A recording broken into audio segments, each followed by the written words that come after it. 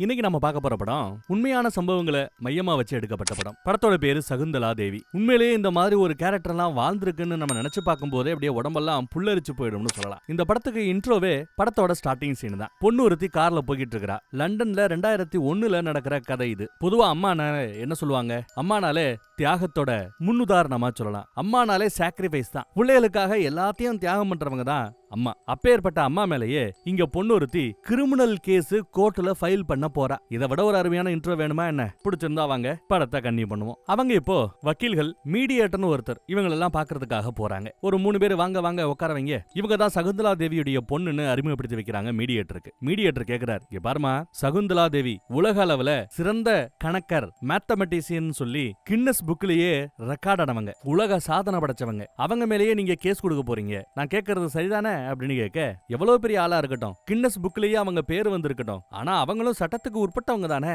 அப்படின்னு பொண்ணு தரமான பதில் சொல்றா. ரைட். அடுத்து நெகோஷியேட்டர் கேக்குறார், மீடியேட்டர் கேக்குறார், இந்த கேஸ் போட்டு தண்டனை கொடுக்கப்பட்டா உங்க அம்மா ஜெயிலுக்கு கூட போக வேண்டிய வரும், அது புரியுது தானே அப்படின்னு கேட்க, அதுக்கு இவ புரியுதுங்கிறா. எனக்கு பிடிச்ச எல்லார்கிட்டே இருந்து எங்க அம்மா என்ன பிரிச்சு இழுத்துட்டு வந்திருக்காங்க, எல்லாத்துக்கும் சேர்த்து அவங்கள இன்னைக்கு நான் சந்தி சிரிக்க வைக்க போறேன், கோர்ட்டுக்கு இழுக்க போறேன்னு சொல்லிட்டு இருக்கா பொண்ணு. நினைச்சிட்டு இருக்கா. அப்படி எல்லாம் எதுக்கு பார்த்தா அந்த சகுந்தலா தேவியவே, த கிரேட் சகுந்தலா தேவியவே காட்டுறாங்க. வயசாயி தான் பொண்ணை பார்த்துட்டு கோவப்படாம அழகா நிக்கிறாங்கல்ல, அவங்க தான் த கிரேட் சகுந்தலா தேவி. வித்யா பாலன் இந்த கேரக்டர் எடுத்து நடிக்க போறாங்க. இப்போ கதை 1934 வருஷம் பெங்களூர்ல என்ன நடக்குதுன்னு காட்டுறாங்க. அதாவது நெருக்கி ஒரு 70 வருஷத்துக்கு முன்னாடி சகுந்தலா தேவியுடைய குழந்தை பருவத்துக்கே போய் பாக்குறோம். சகுந்தலா சும்மா விளையாண்டுகிட்டு இருப்பா. பக்கத்துல ஒரு பையன் 256 பெருக்குனா என்ன வருங்கிறத ரொம்ப கஷ்டப்பட்டு போராடிக்கிட்டு இருக்கிறான். விளையாண்டுட்டு இருக்கிற இந்த பொல்ல ரொம்ப அழகா, அதுவும் ஈஸியா விளையாண்டுகிட்டு கையில சாக் பீஸோ ஸ்லேடோ இல்லாம, பேனா பென்சில் இல்லாம 1,67,77,216ன்னு அவ்வளவு அழகா சொல்லுவா. இவன், ஏய் என்ன விளையாடுறியா, உன் வயசு என்ன 5 வயசு இருக்குமா, 1 கோடிக்கு எவ்வளவு டிஜிட் தெரியுமா உனக்கு, எவ்வளவு இலக்கம்னு தெரியுமா உனக்கு, போய் விளையாடுப்ப அப்படின்னுவான். இருந்தாலும் இவனுக்கு டவுட். செக் பண்ணி பாப்பமேன்னு செக் பண்ணி பார்த்தா ரொம்ப கரெக்டா சொல்லி இருக்கிறான். அதுவும் விளையாண்டுகிட்ட. எப்படி பண்ண அப்படின்னு கேட்டா, நேச்சுரலாவே எனக்கு இது வருது, நான் என்ன பண்ணட்டோங்கிறா. பொய் சொல்லாதரி அப்படிங்கிறாரு இவரு. அப்படியா, சரி அப்ப எனக்கு புரிய வையன், எக்ஸ்பிளைன் பண்ண அப்படின்னு இவன் கேட்பான். எனக்கு எக்ஸ்பிளைன் எல்லாம் பண்ண தெரியாது, ஆனா காட்ட தெரியும்னு சகுந்தலா சொல்றா. சரி எனக்கு காட்டுன்னு இவன் கேட்பான். காட்டுறேன், பதிலுக்கு எனக்கு மைசூர் பாக்கு வேணும்னு அவ கேட்பா. மைசூர் பாக்கு என்ன மைசூர் பாக்கு, பணமே உனக்கு தரேன்னு அவன் சொல்லுவான். என்ன வேணாலும் வாங்கிக்கலாம் அப்படின்னு சொல்ல, அப்படியா பணம் கிடைச்சா என்ன வேணாலும் வாங்கலாமா, அவங்களும் சரின்னு யோசிக்கிறா. இந்த தடவை இன்னும் கஷ்டமான ஒரு பெருக்கல் கணக்கை கொடுக்கலான்னு 56,785 45,675 பெருக்கணும். எங்க பெருக்கி காட்டு பாப்போம்னு நம்மால ஸ்லேட்ல எழுதி கொடுக்கறான். அவளோட பார்வைக்கு நம்பர் எல்லாம் கண்ணா பின்னான்னு பறக்குது. 259 கோடியே 36,54,875ன்னு புட்டு வைக்கிறா. மெர்சல் ஆயிட்டான் அவன். உடனே அந்த பொண்ணை கூட்டிட்டு ஓடுறான். சகுந்தலா என்ன பண்ணான்னு பாருங்க அப்படின்னு ஓடியார, மறுபடியும் சேட்டை பண்ணாளா அப்படின்னு ஒரு அம்மா அந்த பக்கம் திட்டுறதுக்கு தான் வருது. இல்ல நான் படிச்சுக்கிட்டு இருந்தேன், 8 இலக்க எண்களோட கியூப் ரூட் என்னங்கறத தெரிஞ்சுக்கிறதுக்காக நான் முயற்சி பண்ணிக்கிட்டு இருந்தேன். ஆனா இவன் விளையாண்டுகிட்டே அசால்ட்டா பதில் சொல்றான்னு அரண்டு போய் சொல்லுவான். ஏதாவது சும்மா ஏதோ ஃப்ளூக்ல அடிச்சு விட்டுருப்பா, அதையெல்லாம் பெருசா எடுத்துக்காட்டாதான்னு சொல்ல, இல்ல வேணா நீங்களே பாருங்களேன்னு சொல்லி, இப்ப குடும்பத்துக்கு முன்னாடியே ஏதோ இப்ப டிஸ்பிளேல பாக்குறீங்கல்ல, இந்த கணக்க எங்க போட்டு காமி பாக்குவோம் அப்படின்னு சொல்லிட்டு கொடுக்குறாங்க. ஆனா அவ எல்லாம் சும்மா பண்ண முடியாது, காசு வேணும் பாஸ், காசு வேணும் அப்படிங்கிற அந்த வயசுலயே. சரி இந்தா அப்படின்னு காசு கொடுக்குறான். இது ஏற்கனவே போட்ட கணக்குக்கு, இப்ப போட போற கணக்குக்கு காசு அப்படின்னு அவ காசு கேட்பா. ஐய நீ என்ன நம்மள ஆள்ற வெள்ளக்காரங்களை விட அதிகமா வரி வசூல் பண்ணுவ போலயே அப்படின்னு சொல்லிட்டு கொடுக்குறான் அவனும் காசை. இந்தா கணக்க சரி பண்ணு அப்படின்னு கொடுக்க, அவ கண்ணுல நம்பர்ஸ் அப்படியே கண்ணா பின்னான்னு பறக்க 512ன்னு கரெக்டா ஆன்சர் சொல்றா. நான் மைசூர் பாக்கு வாங்க போறேன்னு குழந்தை விளையாட ஓடி போயிடுச்சு மைசூர் பாக்கு வாங்குறதுக்கு. அதுக்கு பிறகு இவரும் என்னையான கணக்கெல்லாம் பாக்குறாரு, செக் பண்றாரு. இந்த பொண்ணு சாதாரண பொண்ணு இல்ல, பிரில்லியன்ட்டான பொண்ணு, ஜீனியஸான பொண்ணு, 10 லட்சம் பேர்ல ஒருத்தியா வரக்கூடியவ அப்படின்னு அந்த பையன் எடுத்து சொல்றான். அதுக்கு பிறகுதான் சரி புள்ளைய ஸ்கூலுக்கு சேர்க்கலாம்னே முடிவு பண்றாங்க. இது வரைக்கும் ஸ்கூலுக்கே போகாத பொண்ணு, இவளை பத்தி ஸ்கூலுக்குமே இப்ப தெரிய ஆரம்பிச்சிருச்சு. பொண்ணு வர்றா. பொண்ணை பார்த்துட்டு ஒரு டீச்சர் அம்மா, இவளா இந்த குட்டி பொண்ணா மேத்தமெட்டிக்கல் ஜீனியஸ்ங்கிறீங்க அப்படின்னு அந்த அம்மா கேக்குது. போர்டுக்கு முன்னாடி வந்து நிக்கிறா. எனக்கு யாரு கடினமான கேள்விகளை கேட்க போறதுன்னு கேக்குறா. அதாவது ஸ்டூடெண்ட்ஸ் எல்லாம் கேள்வி கேட்பாங்கன்னு எதிர்பார்க்கறா. அப்போ இவர் வந்து ஸ்டூடெண்ட்ஸ் தான் கேட்கணும் இல்ல, டீச்சர்ஸ் நீங்களும் கேட்கலாம். என்ன ஒரு கேள்வினா கொஞ்சம் கஷ்டமான கேள்வி கேளுங்க, ஈஸியான கேள்வி கேட்டா அவளுக்கு போர் அடிச்சு போயிடுது, அப்புறம் கேமுக்கு கோஆபரேட் பண்ண மாட்டேங்கிறான்னு பெரியவர் சொல்றாரு. அப்படியான்னு ஒரு டீச்சர் அம்மா ஒத்தரசா போய், கடினமான கணக்கு தானே வேணும் இதோ அப்படின்னு, எங்க இதை கண்டுபிடி பாப்போம் அப்படின்னு சொல்ல, ரொம்ப அழகா ஆன்சர் சொல்லிட்டா. 1122 தான் இதற்கான விடையா. மிரண்டு போனவங்க கைத்தட்ட ஆரம்பிச்சுட்டாங்க. இல்ல நான் தான் தப்பா சொல்லிட்டேன், ஸ்கூலுக்கு போறாளே இப்பதான் ஸ்கூல்ல சேர்க்கறாங்களோ அப்படின்னு பார்த்தா பெரியவர் வேற லெவல்ல பிசினஸ் பண்றாரு. இந்த பொண்ணை எல்லா ஸ்கூலுக்கும் கூட்டு போறாரு. அந்த ஸ்கூல்ல இந்த பொண்ணோட திறமைய ஒரு டெமோ காட்டுறாரு. அதுக்கு சன்மானமா பணமும் சம்பாதிக்கிறாரு. அங்க வச்சுதான் அப்பா நானும் ஸ்கூலுக்கு போகணும்னு ஆசைப்படுறேன்னு அந்த பொண்ணு சொல்லுது. ஆமா நாம ஸ்கூலுக்கு தான் போறோம், நிவேதியம் பப்ளிக் ஸ்கூலுக்கு மதியம் 3 மணிக்கு அப்பாயின்மெண்ட் இருக்குதுங்கிறாரு அப்பா. இல்ல சும்மா இந்த மாதிரி ஷோ காட்டுறதுக்கு போக சொல்லல, இவங்கள மாதிரி நானும் ஒரு ஸ்கூல்ல சேர்ந்து படிக்கணும்னு ஆசைப்படுறதா பொண்ணு சொல்லுவா. ஸ்கூல் டீச்சர்ஸுக்கே நீ ஒரு ஆச்சரியமா இருக்கிற, உனக்கு என்ன ஸ்கூல்ல சொல்லி கொடுத்துட முடியும், அதையும் தாண்டி ஸ்கூல்ல சேர்த்து விட்டா நீ தான் அவங்களுக்கு ஏதாவது பாடம் சொல்லி கொடுக்குறாப்ல இருக்குன்ட்டு அப்பா இழுத்துட்டு போறாரு பொண்ணு. வீட்டுல அக்கா கூட விளையாண்டுகிட்டு இருந்தா அப்பா வா பிராக்டிஸ் பண்ணலாம் வா அப்படின்னு உள்ள கூப்பிடுறாரு. இல்ல விளையாடணும்னு குழந்தை சொல்லும். இங்க பாரு அடுத்த சில நாட்கள்ல மொத்தம் 10 அப்பாயின்மெண்ட் இருக்குது, 10 ஸ்கூலுக்கு போகணும், விளையாடாதவான்னு கூப்பிடுறாரு அப்பா. ஆனா இவ உள்ள போகாம வெளியில உட்காந்து விளையாண்டுகிட்டே இருக்கிறா. உங்க அப்பா டென்ஷன் ஆயிருவாரு, ஒழுங்கா உள்ளவா அப்படின்னு அம்மா கூப்பிட்டா உன்ன மாதிரி அவருக்கு நான் எல்லாம் பயப்பட மாட்டேன், நான் விளையாட போறேங்குது குழந்தை. இங்க பாரு அப்பா கோபப்பட்டாருனா அப்படின்னு போ. அப்பா அப்பா அப்பா அப்பான்னு அம்மா அப்பா பிராணமே பாட, நீங்க சொல்ற அந்த அப்பாவுக்கே நான் தான் அப்பாங்குது அந்த குழந்தை. என்னடி சொல்றேன்னு அம்மா ஆச்சரியத்தோட கேட்பாங்க. மித்த வீட்டுல எல்லாம் என்ன நடக்குது, ஒரு வீட்டுல யாரு பணம் சம்பாதிச்சு கொடுக்குறாங்களோ அவங்க தான் வீட்டோட தலைவர் அப்பா. அந்த வகையில பார்த்தா இந்த வீட்டுல பணம் சம்பாதிச்சு கொடுக்கறது நானு, அப்ப நான் தானே இந்த குடும்பத்தோட தலைவரு அப்படின்னு பயங்கர திமிரா பேசுவா. வாடின்னு கூப்பிட்டா கூட முடியாது போ அப்படிங்கிறா. அப்போ அம்மா ஏண்டி அம்மா கிட்ட எப்படியா பேசுவ, ஒரு காலம் வரும் நீ அம்மாவா இருப்ப, உன் பொண்ணு உன்கிட்ட பேசுவா, அப்ப தெரியும் என்னோட அருமையை பத்தின்னு அப்பவே அம்மா சொல்லிட்டு போயிடுறாங்க. அக்கா நான் அப்ப பாத்துட்டு என்னடி உனக்கு யார பார்த்து பயமே இல்லையான்னு கேட்டா இல்லங்கிறாங்க. இப்படி அழகா போன சகுந்தலாவோட வாழ்க்கையில ஒரு நாள் இடி வந்து விழுகுது. அக்கா இறந்துடுறா. ஸ்கூலுக்குள்ள ஷோக்கு போயிட்டு வந்த சகுந்தலா அன்னைக்கு ராத்திரி தான் வராங்க. வந்து பார்த்தா அக்கா இறந்து கிடக்குறா. அம்மா ஒடிஞ்சு போய் கிடக்குறா. ஓடி அந்த கதறி கதறி அழுகுது சகுந்தலா. ஏன் அக்காவை ஹாஸ்பிட்டலுக்கு கூட்டிட்டு போகல அப்படின்னு இவ கேப்பா. ஹாஸ்பிட்டலுக்கெல்லாம் போய் அவ்வளவு பணத்தை கட்டி அவளை காப்பாத்துற அளவுக்கு சக்தி நம்ம கிட்ட இல்லம்மா, பணம் நம்ம கிட்ட இல்லன்னு வர அப்பா. அதான் இரவு பகல் பார்க்காம பல ஷோக்களை நான் போய் பண்றேனே, அதுல இருந்து பணம் சம்பாதிச்சோமே, அந்த பணம் எல்லாம் என்னாச்சுன்னு சகுந்தலா கேப்பா. அந்த பணத்தை எல்லாம் உங்க அக்காவோட ஹாஸ்பிட்டல் செலவுக்கே நாம பயன்படுத்த ஆரம்பிச்சுட்டா நாம எப்படிமா வாழ்றதுன்னு அப்பா கேட்பாரு. போ இவ கேக்குற கேள்வி எல்லாம் அம்மா அப்பா தான் கேக்குறா. ஆனா வர்ற பதில் புள்ள அப்பா கிட்ட இருந்துதா வருது. ஏன் உன் புருஷன் முன்னாடி நீ பேச மாட்டியோ, வாயை திறந்து பேசேன்னு கூப்பிட்டாலும் அம்மா பேசல. அந்த காலம் அப்பேற்பட்ட காலம். எங்க அம்மாவை அதுக்காக நான் மன்னிக்கவே மாட்டேன்னு அப்பவே சகுந்தலா முடிவெடுத்திருந்தா. செத்து போன தன் அக்காவுகிட்ட இவ சத்தியம் பண்றாப்ல மனசுல நினைக்கிறா. அக்கா ஒரு நாள் நான் இந்த உலகத்துல ஒரு பெரிய ஆளா வளர்ந்து நிப்பேன், ஆனா ஒரு காலமும் இன்னைக்கு அம்மா மௌனமா இருந்தால அந்த மாதிரி அம்மா மாதிரி ஒரு ட்ரெடிஷனல் அம்மா மாதிரி நான் இருக்கவே மாட்டேன், அவங்கள மன்னிக்கவும் மாட்டேன், இது சத்தியம்னு சத்தியமே பண்ணிருப்பா. இன்னைக்கு 1954 வருஷம் பெங்களூர்ல ஒரு ஜென்டில்மேன்ஸ் கிளப்னு ஒண்ணு, அங்க இவங்களோட திறமையை காட்டி பணம் சம்பாதிக்க வந்திருக்காங்க. பணமும் அன்னைக்கு அட்வான்ஸ் பணம் எல்லாம் இப்ப வாங்குற ரேஞ்சுக்கு வந்து நிக்கிறாங்க. இன்னைக்கு பர்ஃபார்ம் பண்ண போறதுக்கு இந்தாங்க அட்வான்ஸ்னு ஒருத்தர் வந்து அட்வான்ஸ் பணம் கொடுக்குறாரு. வாங்கின பணத்துல அப்பாவுக்கு கொஞ்சம் ஷேரை கொடுத்துட்டு இந்தாங்க ஒரு ரிக்ஷா பிடிச்சு வீட்டுக்கு போயிடுங்க, போற வழியில பழங்களும் வாங்கிட்டு போங்க அப்படிங்கிறது பொண்ணு சகுந்தலா. இல்ல நான் இருக்கிறேங்கிறாரு அப்பா, நான் பாத்துக்கிறேன் நீங்க போங்கன்னு அனுப்புறாங்க. ராத்திரி லேட் பண்ணிடாம வந்துரு என்ன அப்படின்னு சொன்னா ஒரு மொறப்பா கம்முன்னு போயிட்டாரு அப்பா. அன்னைக்கு சகுந்தலாவோட பெர்ஃபார்மன்ஸ் வந்துருச்சு. Hello my self Shakuntala, who is going to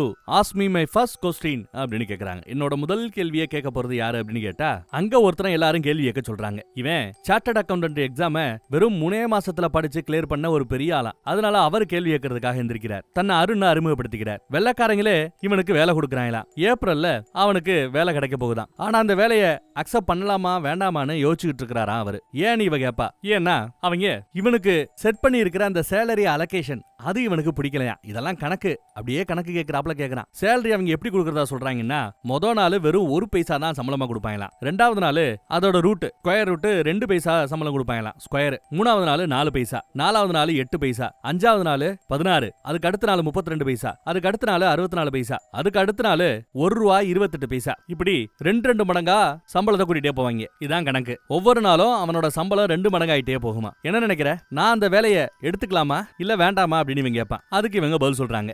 ஏப்ரல்ல இவர் ஜாயின் பண்ண போறதா அழுத்தி சொன்னாப்ல. ஏப்ரல் மாசம் மொத்தம் 30 நாள். இப்படி விளக்கம் சொல்றதுக்குள்ள ஒருத்தன் முந்திக்கிட்டு, ஏமா ஏப்ரல் மாசம் 30 நாளுங்கிறத ரொம்ப அழகா கண்டுபிடிச்சிட்டமா, இதுக்கு தான் உன்னை எல்லா வெறும் கணித மேதைங்கிறாங்களா, கைத்தட்டுங்கப்பா கைத்தட்டுங்க எல்லாரும்னு கைத்தட்டி நக்கல் பண்ணுவாங்க. சகுந்தலா அதுக்கு கோவப்படல. பஸ் நீங்க பிரிட்டிஷ் கம்பெனில போய் ஜாயின் பண்ண போறீங்க, அதனால உங்க சம்பளத்தை நானு பவுண்ட்ல, அவங்க நாணயமான பவுண்ட்ல சொல்லணுமா இல்ல நம்ம பணமான இந்தியன் ருபீஸ்ல சொல்லணுமா ரூபாயில சொல்லணுமா அப்படின்னு கேப்பா. பரவாயில்ல இந்தியன் ரூபாயிலேயே சொல்லுன்னு அவன் சொல்ல சரின்னு இவங்க இப்ப சொல்ல ஆரம்பிக்கிறாங்க.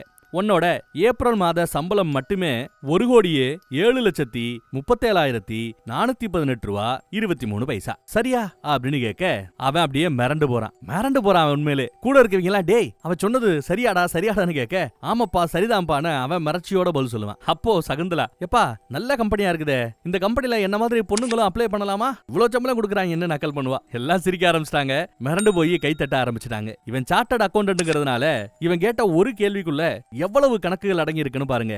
ஒவ்வொரு நாளோட சம்பாத்தியத்தையும் ஒவ்வொரு நாளுமே அவனோட வருமானம் என்னங்கறத 2 மடங்கா டபுளா பெருக்கி பார்த்து அதுக்கப்புறம் எல்லாத்தையும் கூட்டி இப்படி கணக்க சொல்லணும். அதையும் அசால்ட்டா சொல்லி மிரட்டி விட்டுட்டாங்க. அங்க ஒருத்தன் கூட இவங்களுக்கு பழக்கம் ஏற்படுது. அவன் தான் ஏப்ரலுக்கு 30 நாள்னு கரெக்டா கண்டுபிடிச்சேன்னு ஓட்டி இருப்பானே, அவன் நம்ம சகுந்தலாவோட பாய் ஃப்ரெண்டு போல தெரியுது. இப்பயே இவன் எவ்வளவு பெரிய ஆளுன்னு அவனுக்கு தெரிஞ்சிருக்குது, அதனாலும் சும்மா ஓட்டி இருப்பான். உங்க அம்மாக்கு எப்போ நம்ம காதல் மேட்டர் தெரிய போகுது, எப்போ என்ன அறிமுகப்படுத்தி வைக்க போறேன்னு தான் சகுந்தலாவோட கேள்வியா இருக்குது. இன்னும் கொஞ்ச நாள்ல ஏதோ ஒரு எஸ்டேட்டை பாக்குறதுக்காக அம்மா கூட இவன் போவானா, அப்போ உன்னை அறிமுகப்படுத்தி வைக்கிறதா சொல்றான். எங்க அக்காவோட என்கேஜ்மெண்ட் முடியட்டும் சொல்றேன்னு சொன்னேன், என் பாட்டியோட முதல் வருஷ திதி முடியட்டும் சொல்றேன்னு சொன்னேன், இப்படியே தள்ளி போட்டுக்கிட்டே இருக்கிற, ஏமாத்திட்டே இருக்கிற, சட்டப்பட்டு என்ன அறிமுகப்படுத்தி வை அப்படிங்கிறா. சரி நான் போய் கார் சாவி எடுத்துட்டு வந்துறேன்னு இவன் கிளம்புவான். அப்போ அங்க ஒரு துப்பாக்கி தொங்கிட்டு இருக்கோம். துப்பாக்கி நல்லா இருக்கேன்னு எடுத்து இவ துப்பாக்கியை சும்மா குறி பார்த்துட்டு ஏதோ விளையாட்டுத்தனமா விளையாண்டுட்டு இருக்கா. அப்புறம் சோஃபால வச்சுட்டு கீழே ஏதோ ஒரு பத்திரிக்கை மாதிரி தெரியுதுன்னு பத்திரிக்கை எடுத்து படிச்சு பார்த்தா ஷாக். என்ன ஷாக்கு, லவ் பண்றேன்னு சொல்ற அந்த பைபிள்ல ஏற்கனவே ஒரு பொண்ணுக்கு நிச்சயம் பண்ணி வச்சிருக்காங்க, இன்னும் கொஞ்ச நாள்ல கல்யாணமாக போகுது. அதை மறைச்சு தலைவன் பிளே பாய் மாதிரி என்ஜாய் பண்ணிட்டு இருந்திருக்கான். மேட்டரை தெரிஞ்சுக்கிட்டது இவளுக்கு பயங்கர கோவம் வருது. என்னடா எனக்கு துரோகம் பண்றியான்னு இவ கேட்க, இங்க பாரு நாங்க ஒரு ஆர்டினரி குடும்பம், ஒரே ஜாதிக்குள்ள ஒரே ஸ்டேட்டஸ்குள்ள பொண்ணு பாக்குறாங்க, நமக்கு ஸ்டேட்டஸும் செட் ஆகாது ஜாதியும் செட் ஆகாது, வீட்டுக்கு ஒரு ஆர்டினரி பொண்ணு தான் வேணும், நீயோ ஒரு ஆர்டினரி பொண்ணு கிடையாது, நீ ஒரு எக்ஸ்ட்ராடினரி பொண்ணு அப்படிங்கிறாப்ல அவன் பேச, ஆர்டினரி பொண்ணு என் இடத்துல இருந்தா என்ன பண்ணுவாங்கறத நான் உனக்கு காட்டட்டுமான்னு துப்பாக்கியை எடுத்து சுட்டுப்புடுறா. தோட்டா போற சத்தம் தான் கேட்டுச்சு. அடுத்து என்னாச்சு ஏதாச்சுங்கிறது நமக்கு காட்டல. அப்படியே கட் பண்ண இப்போ சகுந்தலா தேவி லண்டன் பக்கம் வந்துட்டா. லண்டன்ல சகுந்தலாவுக்கு தெரிஞ்ச ஒரு ரிலேட்டிவ் ஒருத்தவங்க கெஸ்ட் ஹவுஸ், லண்டனுக்கு வரக்கூடிய இந்திய மாணவிகள் எல்லாருக்குமான ஒரு கெஸ்ட் ஹவுஸ் நடத்திக்கிட்டு இருக்காங்க. மோஸ்ட்லி மாணவர்கள் தான், மாணவிகள்னு கிடையாது, நிறைய பேர் வந்திருக்காங்க படிக்கிறாங்க. அங்க இவளும் வந்து உட்காருவா. சொந்தக்கார பொண்ணு உங்களை மாதிரி ஒரு எதிர்காலத்தை தேடி இங்க வந்திருக்கிறதா அறிமுகப்படுத்தி வைப்பா.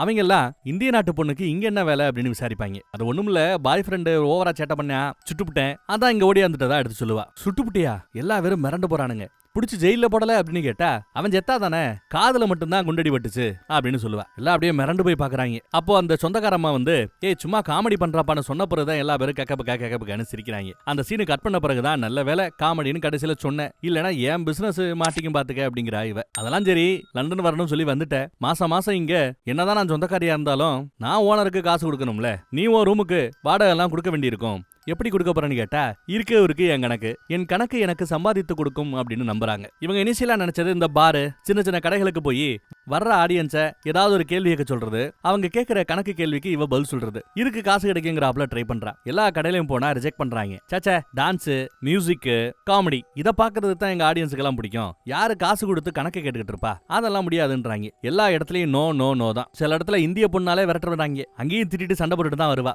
அப்படி வர்ற வழியில தான் லண்டன்ல இருக்கிற மேத்தமெட்டிஷியன்ஸுக்கான அசோசியேஷன் ஒன்று இருக்கு, அந்த போர்டு இவ கண்ணுல படுது. சரி ஓகே உள்ள போய் பார்க்கலாமேன்னு உள்ள போய் பார்த்தா பெரிய ஆட்கள் எல்லாம் கணக்குல புலிகள் எல்லாம் உட்கார்ந்துட்டு இருக்காங்க. ஏகப்பட்ட கணக்குகளை போர்டுல எழுதி போட்டு முடிஞ்சா கணக்க பண்ணி காட்டு பாப்போம் அப்படின்னு டைமிங் எல்லாம் நோட் பண்றாங்க. இவங்க அழகா டப்புன்னு எழுதி முடிக்க எல்லா பேருக்கும் ஆச்சரியம், சூப்பர்னு கை தட்டி பாராட்டுறாங்க. இங்க இருந்து இவங்களுக்கு ஓரளவு பணம் சம்பாதிக்க வாய்ப்பு கிடைக்குது. அதே கூட்டத்துல ஒருத்தர் இருப்பார், அவர் காதுபடவே 2-3 பேரு இவரோட கணக்கு நல்லா இருக்கு, ஆனா இங்கிலீஷ் நல்லா இல்ல, இவ பேசுற இங்கிலீஷ் பெருசா புரியலங்கிறாப்ல சொல்லுவாங்க. உடனே அவர் அந்த சகுந்தலா தேவியை பார்த்து கொஞ்சம் டைம் இருக்கா, வாங்கலாம் டீ சாப்பிட போவோம்னு கூப்பிடுறேன். அவங்களும் சரின்னு போறாங்க, பழகுறாங்க. அவங்களுக்கு தேவையான இங்கிலீஷ இவர் சொல்லி கொடுக்கறதாவும், இவருக்கு தேவையான கணக்க அவங்க சொல்லி கொடுக்கறதாவும் டீல். கூடவே ஹிந்தியும் சொல்லி தரேங்கிறாங்க. அவர்கள் நட்பு கொஞ்சம் கொஞ்சமா நல்லபடியா டெவலப் ஆயிட்டே இருக்குது. நிறைய ஷோ பண்றா, நிறைய இங்கிலீஷை இவர்கிட்ட கத்துக்கிறா. இவர் ஒரு பெரிய பணக்காரர் தான் நினைக்கிறேன், நல்ல சம்பாத்தியம், நல்ல வாழ்க்கை எல்லாம் நல்லபடியா போய்கிட்டு இருக்குது. அப்புறம் ஒரு நாள் வெள்ளக்காரங்க கண்டுபிடிச்ச ஒரு கம்ப்யூட்டரோட நம்ம சகுந்தலா தேவி, இந்தியாவை சேர்ந்த சகுந்தலா தேவி போட்டி போட போறாங்க, அதுவும் டிவில லைவா போட்டி போட போறாங்க அப்படின்னு ஒரு அனௌன்ஸ்மெண்ட் வருது. அந்த போட்டிக்காக இறக்கி வர்றதுக்காக இப்ப இருக்கிற பாய் ஃப்ரெண்ட் வந்து இறக்கி வர்றாரு. அப்படி இறக்கி விடும்போது ஒரு முக்கியமான மேட்டர் உங்ககிட்ட சொல்லணும்னு வாப்ல. என்ன மேட்டர் இவளும் ஆவலா எதிர்பார்ப்பா. சரி ஐ லவ் முடியும்னு சொல்ல வரானு பேட்டா இல்ல. நம்ம ஊர்ல ஒரு டயலாக் இருக்குமே, யாரு தச்ச சட்டை எங்க தாத்தா தச்ச சட்டைன்னு. அதையே ஃபாஸ்டா சொல்ல சொன்னா எப்படி சொல்லுவாங்க, அந்த மாதிரி ஹிந்தியில இவ ட்ரைனிங் கொடுத்துட்டு இருப்பா. இன்னைக்கு அவரு கரெக்டா சொல்றாரு. அதை கேட்ட வச்சிருச்சுட்டு அப்புறம் காம்படிஷன் போட்டிக்குள்ள போயாச்சு. முதல் கேள்வி ஈஸியான கேள்வி கேக்குறாங்க, கம்ப்யூட்டரை பீட் பண்ணி இவ கரெக்டா ஆன்சர் சொல்றா. ரெண்டாவது கேள்வி ஈஸியான கேள்வி, அதையும் பீட் பண்ணி ஆன்சர் சொல்றா. மூணாவது கஷ்டமான கேள்வியை ரூட் போட்டு கேக்குறாங்க. அந்த கேள்வியை பார்த்துட்டு இவங்க தடுமாறுறாங்க. என்ன தடுமாறுறீங்க, சீக்கிரம் சீக்கிரங்கிறாரு ஆங்கர். இல்ல உங்க கேள்வியிலேயே தப்பு இருக்குங்கிறாங்க. கம்ப்யூட்டர் தப்பு பண்ணாது அப்படின்னு அடிச்சு பேசுறாரு அவரு. கம்ப்யூட்டர்ல ஆன்சர் வந்துருச்சு, நீ ஆன்சர் சொல்றியா இல்லையான்னு கேட்க, இல்ல சொல்ல போனா உங்க கேள்வியில மொத்தம் 3 தவறு இருக்குது, கடைசி 2 இலக்கங்களை செக் பண்ணி பாருங்க உங்க கம்ப்யூட்டர்ல அப்படின்னு சொல்ல, இல்ல டைம் முடிஞ்சு போச்சு, நீங்க தோத்துட்டீங்க, எங்களுக்கு ஷோவும் முடிஞ்சு போச்சுன்னு ஷோவை முடிச்சிட்டாங்க. ஒட்டுமொத்த உலகம் பாத்துக்கிட்டு இருந்த இடத்துல சகுந்தலா கணக்குல தோத்து போயிட்டா அப்படின்னு எல்லாரும் என்ன கேவலமா பேசுவாங்களேன்னு இவ உட்காந்து அழுதுகிட்டு இருக்கா. அழுது அடம்பிடிச்சு ரூமுக்குள்ளேயே கிடக்குறா. வெளியில எங்கேயும் வரல போல. அடுத்து பார்த்தா நம்ம பாய் ஃப்ரெண்டு அவளை பாக்குறதுக்காக வந்திருக்கிறாரு. கதவை தட்டி உன்னை பாக்குறதுக்கு ஆள் வந்திருக்காங்க, வாமா வெளியிலன்னு சொல்லிட்டு சொந்தக்காரமா கீழே இறங்குறாங்க. நீங்க தானா, என்ன மேட்டர்னு வந்து நிப்பா. டிவி ஷோவை பார்த்த நிறைய ஆடியன்ஸ் டிவிக்கு போனை போட்டு அந்த கேள்வியை நீங்க ரீசெக் பண்ணணும்னு பல பேர் கேட்டிருக்காங்க போல. நேத்து ராத்திரி முழுக்க நானே 4 கால் பண்ணிருந்தேன் தெரியுமா டிவி சேனலுக்கு அப்படின்னு கேக்குறாரு. அது மட்டும் இல்ல, அதுல சில பேரு சில கணித எக்ஸ்பர்ட்டுகளை கூப்பிட்டு கேட்ட கேள்வி சரியா தப்பான்னு செக் பண்ணி பார்த்திருக்காங்க. அப்படி செக் பண்ணி பார்த்ததுல கம்ப்யூட்டர் தப்பு பண்ணிருக்கு. இந்த 0.9 0.8 வந்து ஒன்னா நம்ம கன்சிடர் பண்ணுவோம்ல, அந்த மாதிரி கம்ப்யூட்டர் தப்பு பண்ணிருக்குது போல. ரவுண்டிங் எரர்னு சொல்லுவாங்க. அதை தெரிஞ்சுக்கிட்ட பிறகுதான் சகுந்தலாவுக்கு சந்தோஷமா இருக்குது. இதைத்தான் நான் சொல்லணும்னு நினைச்சேன், அந்த இடியட் ஆங்கர் பயமுள்ள பேச விடமாட்டானே அப்படின்னு எடுத்து சொல்லிட்டு இருக்காங்க. இப்பதான் அவங்களுக்கு சந்தோஷமா இருக்கு. அவங்க பண்ண தப்பு தெரியுமா, கேட்ட கேள்வியில கடைசி 3 இலக்கம் இருக்குல்ல, 3 4 2, அதுதான் பிரச்சனைக்குரிய கேள்வி. அதே மாதிரி இந்த கேள்விக்கு அவன் ஆன்சர் என்ன தெரியுமா சொன்னா, 166917 ஆன்சர் சொன்னான். அந்த ஆன்சர் தப்புன்னு எப்படி இவ அடிச்சு சொல்றா தெரியுமா, ரொம்ப சிம்பிள், நீங்க கூட செக் பண்ணி பார்க்கலாம். கியூபிக்கல் தானே கேட்டிருந்தாங்க. இந்த 1,66,917 இதை இதே நம்பரால ஒரு தடவை பெருக்கணும். அடுத்து வர்ற விடையோட மறுபடியும் இதே 1,66,917 மறுபடியும் பெருக்கணும். அவ்வளவு பெருசு நம்மளால பெருக்கி பார்க்க முடியுமா, முடியாது. ரொம்ப சிம்பிளா அவங்க என்ன சொல்றான்னு பாருங்க. கம்ப்யூட்டர் என்ன விட சொல்லுச்சு, 1,66,917. அதுல அந்த 7 மட்டும் எடுத்துக்கங்க. 7 7 49, 49ல 9 இருக்கா, மறுபடியும் அந்த 7ஆல பெருக்குறங்க, 9 7 63. சோ கண்டிப்பா ஆன்சர் 3ல முடியணும். ஆனா அவங்க கேட்ட கேள்வியில 2ல முடிஞ்சிருக்கும். அதனாலதான் அது தப்புன்னு எடுத்து சொன்னா. சோ அவங்க கேட்ட கேள்வியில 312 அப்படின்றதுக்கு பதிலா 213ன்னு கேள்வி இருந்திருக்கணும். கேள்வி அவங்க தப்பா கேட்டுவிட்டு நான் கண்டுபிடிக்க முடியலன்னு சொன்னாங்க பாத்தீங்களா, அங்கதான் கோவம் வந்ததா எடுத்து சொல்லுவாங்க. நான் தான் சரி, கம்ப்யூட்டர் தப்பு, இப்படி சொல்லி முடிக்கல. அதுக்குள்ள அதனாலதான் மக்கள் எல்லாம் உங்களை ஒரு மனித கம்ப்யூட்டர்னு பேர் வச்சிருக்காங்களா, ஹியூமன் கம்ப்யூட்டர்னு பேர் வச்சிருக்காங்களா அந்த நாட்டு மக்கள் எல்லாம். இவளுக்கு பாரு, பேப்பர் முழுக்க பாரு, உன்னை பத்தி தான் பேச்சுன்னு அந்த நாட்டுல வர்ற எல்லா பேப்பர்ஸுமே எடுத்து காட்டியிருக்காங்க. த ஹியூமன் கம்ப்யூட்டர் அப்படின்னு இவளுக்கு ஒரு புது பட்டமே மக்கள் கொடுத்திருக்காங்க. சகுந்தலா த ஹியூமன் கம்ப்யூட்டர், உன்னை உலகமே கூப்பிடுது, நீ தயாரா அப்படின்னு அவர் கூப்பிடுறாரு. இங்க கேள்வியை எழுதி வைக்கிறதுக்கு எவ்வளவு டைம் எடுத்துக்கிட்டாங்கன்னு பாருங்க. ஆன்சர் சொல்றேன் கேட்டுக்கங்கன்னு வரிசையா ஆன்சர் சொல்றா. கரெக்டா சொல்லிட்டாலாம். எல்லா கணக்கர்களும் கை தட்டுறாங்க. அடுத்து உலகம் முழுக்க நியூயார்க்குக்கு போய் அவங்க திறமையை காட்டுறாங்க, பாரிஸுக்கு போய் அவங்க திறமையை காட்டுறாங்க, சான் பிரான்சிஸ்கோ போய் அவங்க திறமையை காட்டுறாங்க, ரோம் நாட்டுக்கே போய் அவங்க திறமைய காட்டுறாங்க. உலகம் முழுக்க இவங்களை பத்தி தான் பேச்சு, நியூஸ் எல்லாமே. சொந்தமா இப்போ பிரிட்டிஷ் நாட்டுல ஒரு வீடியே கட்டிட்டா. தெரிஞ்சவங்க எல்லாத்தையும் கூப்பிட்டு இருக்கா வீட்டு ஃபங்க்ஷனுக்கு. சொந்தக்காரம்மா கூட அவங்களும் வந்திருக்காங்க இந்த பார்ட்டிக்கு. ஷோ பண்ணும்போது மட்டும்தான் இனிமே நான் ஷேரி போடுவேன், மித்த டைம்ல எல்லாம் நாம இப்படித்தான் ட்ரெஸ், மாடர்ன் ட்ரெஸ் அப்படிங்கிறாங்க. கணக்கு போடும்போது மட்டும் ஷேரிக்கு மாறிப்பாங்க. இங்க சிரிச்சுக்கிட்டே ஒரு அருமையான ஒரு தத்துவத்தை அசால்ட்டா சொல்லிட்டு போறாங்க. கண்ணாடி போட்டவரு அடுத்து எத்தனை நாட்டுக்கு டூர் போக போற அப்படின்னு கேட்டா 13 நாட்டுக்கு இவங்க டூர் போக போறாங்களா. அப்பப்பப்பா, என் வாழ்நாள் முழுக்க என்னால போக முடியாது, நீ அடுத்த ஒரு வாரத்துல 13 நாட்டுக்கு போக போறியான்னு சொந்தக்காரமா ஆச்சரியப்பட்டு கேட்கும் போதுதான் அந்த தத்துவம் வெளியில வருது. அவங்க என்ன சொல்றாங்கன்னா, மரம் தான் அது எங்க உருவாச்சோ அதே இடத்துல இருக்கணும்னு விதி. அதுக்கு கால் இல்ல, வேறுதான் இருக்கு. வேறுதான் தண்ணியை தேடி கொஞ்ச தூரத்துக்கு அதால நகர முடியும். ஆனா மனுஷங்க நமக்கு வேர் கிடையாது, காலுண்டு. ஏன் உலகம் முழுக்க நாம பறக்கணும், சுத்தணும் அப்படிங்கிறது தான் நமக்குன்னு இருக்கிற விதி. ஆனா அதை மறந்து நாம ஏதோ ஒரு டைலாக் சொல்லுவாங்கல்ல, ஏதோ சட்டிக்குள்ளேயே சுத்திக்கிட்டு இருக்கிறோம்னு, குண்டா சட்டிக்குள்ளேயே குதிரை ஓட்டிக்கிட்டு இருக்கிறோம்னு ஏதோ டைலாக் வரும்ல, அந்த மாதிரி பண்ணிட்டு இருக்கிறதா அருமையா எடுத்து சொல்றாங்க. இங்கதான் எனக்கே ஒரு கேள்வி வருது. ஆமா, நாம எத்தனை நாட்டுக்கு போயிருக்கிறோம் இதை தெரிஞ்சுக்கலாம்னு ஆசைப்படுறேன். நம்ம ஆடியன்ஸ்ல எவ்வளவு பேர் இந்தியால இருக்கிறாங்க, எவ்வளவு பேர் மித்த நாடுகள் இருக்கிறாங்கன்னு தெரிஞ்சுக்கணும்னு ஆசைப்படுறேன். கமெண்ட்ல நீங்க இந்தியால இருந்து நம்ம வீடியோ பாக்குறா இருந்தா ஃப்ரம் இந்தியா அப்படின்னு போடுங்க. பக்கத்திலேயே கமா போட்டு நீங்க வேற நாடுகளுக்கு ஏதாவது போயிருந்தா எத்தனை நாட்டுக்கு போயிருக்கீங்கிறத போடுங்க. அமெரிக்கா போயிருக்கேன், ரஷ்யா போயிருக்கேன்னா 2ன்னு போடுங்க. இந்தியா தவிர எந்த நாட்டுக்குமே போனது இல்லைன்னா 0ன்னு போடுங்க. என்னோட விடைய நான் சொல்லிடுறேன். I am Bala from India 0. ஆமா, நான் இந்தியா விட்டு இது வரைக்கும் வேற எந்த நாட்டுக்கும் போனதில்ல. இந்தியான்னு கிடையாது, நீங்க தமிழ்நாட்டை விட்டே வெளியில போலனா கூட ஃப்ரம் தமிழ்நாடு கமா 0ன்னு போடலாம். இல்ல கேரளா கர்நாடகா எல்லாம் போயிருக்கேன் பண்ணா பக்கத்துல 2 நீங்க போட்டுக்கலாம். எவ்வளவு பேர் என்ன மாதிரியே இன்னும் மரமா கிடக்குறாங்கிறத நாம தெரிஞ்சுப்போம். அந்நேரமா பார்த்து பாய் ஃப்ரெண்டு வெளியில கூப்பிடுறாப்ல. இவரு பேசிக்கலி ஸ்பெயின் நாட்டை சேர்ந்தவர். அவர் நான் என் நாட்டுக்கு திரும்ப போக வேண்டிய நாளம் வந்துருச்சு அப்படிங்கிறாரு. அவர் நாட்டுக்கு திரும்ப போக போறாராம். அந்த மாதிரி ஒரு சூழல். என்ன விட்டுட்டு போறியான்னு அவ கேக்குறா. உனக்கே தெரியும் இந்த ஒரு நாள் வரும்னு உனக்கே தெரியுமேன்னு கேட்டா, ஆமா நான் சாக போறேன், ஒரு நாள் வரப்போகுதுங்கிறது எனக்கே தெரியும், அதுக்காக நான் தினம் தினம் என்ன அதை நினைச்சுக்கிட்டேவா இருக்கிற, அதுக்கு இதுக்கு எப்படி நீங்க கம்பேர் பண்ண முடியுது, என்னோட காதல் உங்களை இங்க இருக்க வைக்கிறதுக்கு பத்தாதுன்னா நீங்க போங்க அப்படின்னு சொல்லிடுறாங்க. இவர் குட் பை சொல்ல கட்டிப்பிடிக்க பக்கத்துல வந்தா வேண்டாங்கிறாங்க. அந்த நல்ல மனுஷன் அப்படியே அமைதியா கிளம்பி போயிடுறார். என்ன அவருக்கு ஒரு திருப்தினா, இப்ப இவ ஒரு பெரிய பணக்காரி ஆயிட்டா, உலக புகழ் கிடைச்சிருச்சு, இருக்கு அவரும் ஒரு வகையில காரணங்கிறது நல்ல விஷயம். கட் பண்ணி இப்ப நடப்புக்கு வரோம். பொண்ணும் பொண்ணோட பாய் ஃப்ரெண்டும் ஏதோ ஒரு வீடு பாக்குறதுக்காக காத்துட்டு இருக்காங்க. சாவியை ஒருத்தர் கொண்டு வந்து கொடுத்துட்டு சகுந்தலா தேவியோட பொண்ணுன்னு கேள்விப்பட்டேன், வாழ்த்துக்கள்ங்கிறாரு. ஆனா அம்மாவை பொண்ணுக்கு பிடிக்காதுங்கிற மேட்ரு அவருக்கு தெரியாது. உங்க அம்மா மாதிரியே நீங்களும் கணக்குல பெரிய ஆளான்னு கேட்டா, எனக்கு கணக்கே பிடிக்காதுன்னு எரிஞ்சு விழுகிறா பொண்ணு. இவங்க இந்த வீடை விலைக்கு வாங்க போறாங்க போல தெரியுது. அது இவங்க வேலை என்ன பிசினஸ் அப்படின்னா, ஒரு பழைய வீடை விலைக்கு வாங்கி ரெனோவேட் பண்ணி அழகா அலங்காரப்படுத்தி இன்னும் கொஞ்சம் ரேட் அதிகமா வச்சு அந்த வீட்டை வித்து காசு பாக்குறது. ரியல் எஸ்டேட் தான் இவங்க வேலை போல. அம்மா பேச்சு புரோக்கர் விட மாட்டேங்கிறான். இதுல கோவப்பட்டவங்க கடிச்சு கொதறாங்க. பாய் ஃப்ரெண்ட் ஒரு மாதிரி சோகமராப்ல. ஏன்னா இப்படி எல்லார் மேலே எரிஞ்சு விழுந்தா எப்படி அப்படின்னு அவர் கொஞ்சம் கரெக்டா தான் பேசுறாரு. எல்லாரும் என்ன சகுந்தலா தேவியோட பொண்ணா தான் பாக்குறாங்களே தவிர என்னோட அடையாளம் இங்க எங்க போயிடுச்சு அப்படின்னு கேக்குறா அவ. பொண்ணுக்கு குழந்தைங்கனாலே பிடிக்காது, குழந்தை பெத்துக்கவும் அவங்க விருப்பப்படல போல தெரியுது. வீட்டுக்கு பாய் ஃப்ரெண்டோட அப்பா அம்மா எல்லாம் வந்திருப்பாங்க. குழந்தைய பத்தி பேச்செடுக்க கொஞ்சம் கிச்சன் பக்கம் வரையான்னு கிச்சன் பக்கம் வர சொல்றாங்க மாப்பிள்ளைய. ஏய் என்னாச்சுப்பா அப்படின்னு கேட்க, உன்னோட அப்பா அம்மா குழந்தைனே பேசிட்டு இருக்காங்க, குழந்தை பெத்துக்க மாட்டேன்னு சொல்லிட்டு தானே உன்னை நான் கல்யாணம் பண்ணேன், இப்ப குழந்தைன்னு கேட்டா அப்படிங்கிறா. பாரு உனக்கு ஏதாவது பிரச்சனையா எங்க அம்மா கூட, எங்க அம்மா கிட்டே ஸ்ட்ரெயிட்டா போய் கேளு. அவங்க பேசுற ஒவ்வொரு வார்த்தைக்கும் நான் காரணம் இல்ல, நான் கேட்டேனா குழந்தை, நான் கேட்கல இல்ல, அப்புறம் என்கிட்ட ஏன் சண்டைக்கு வரேன்னு கரெக்டா தான் கேட்கறான். கொஞ்சம் கோவக்காரனா தான் இருக்கிறான். இப்பதான் அவளுக்கும் உரைக்குது. இப்படித்தான் ஒவ்வொரு தடவையும் நாம இவங்கிட்ட ரியாக்ட் பண்றோம். இப்ப அதே மாதிரி இவனும் ரியாக்ட் பண்றான். இப்படியே நாம 2 பேரும் ஓவர் ரியாக்ட் பண்ணோம்னா நமக்குள்ள இந்த கல்யாணம் செட் ஆகுமா, எனக்கு பயமா இருக்குன்னு வாவ. அப்புறம் சாரி கேப்பா. கல்யாணம்னாலே புருஷனும் பொண்டாட்டியும் ஒருத்தருக்கு ஒருத்தர் பல தடவை பல இடத்துல சாரி கேட்க வேண்டிய வரும். இப்ப இருந்தே பழகிப்போம் அப்படிங்கிறாப்ல. இப்போ பிளாஷ்பேக் பாம்பேல 1968க்கு போறோம். அங்க இவங்களுக்கு ஒரு பையனை பிடிச்சு போச்சு.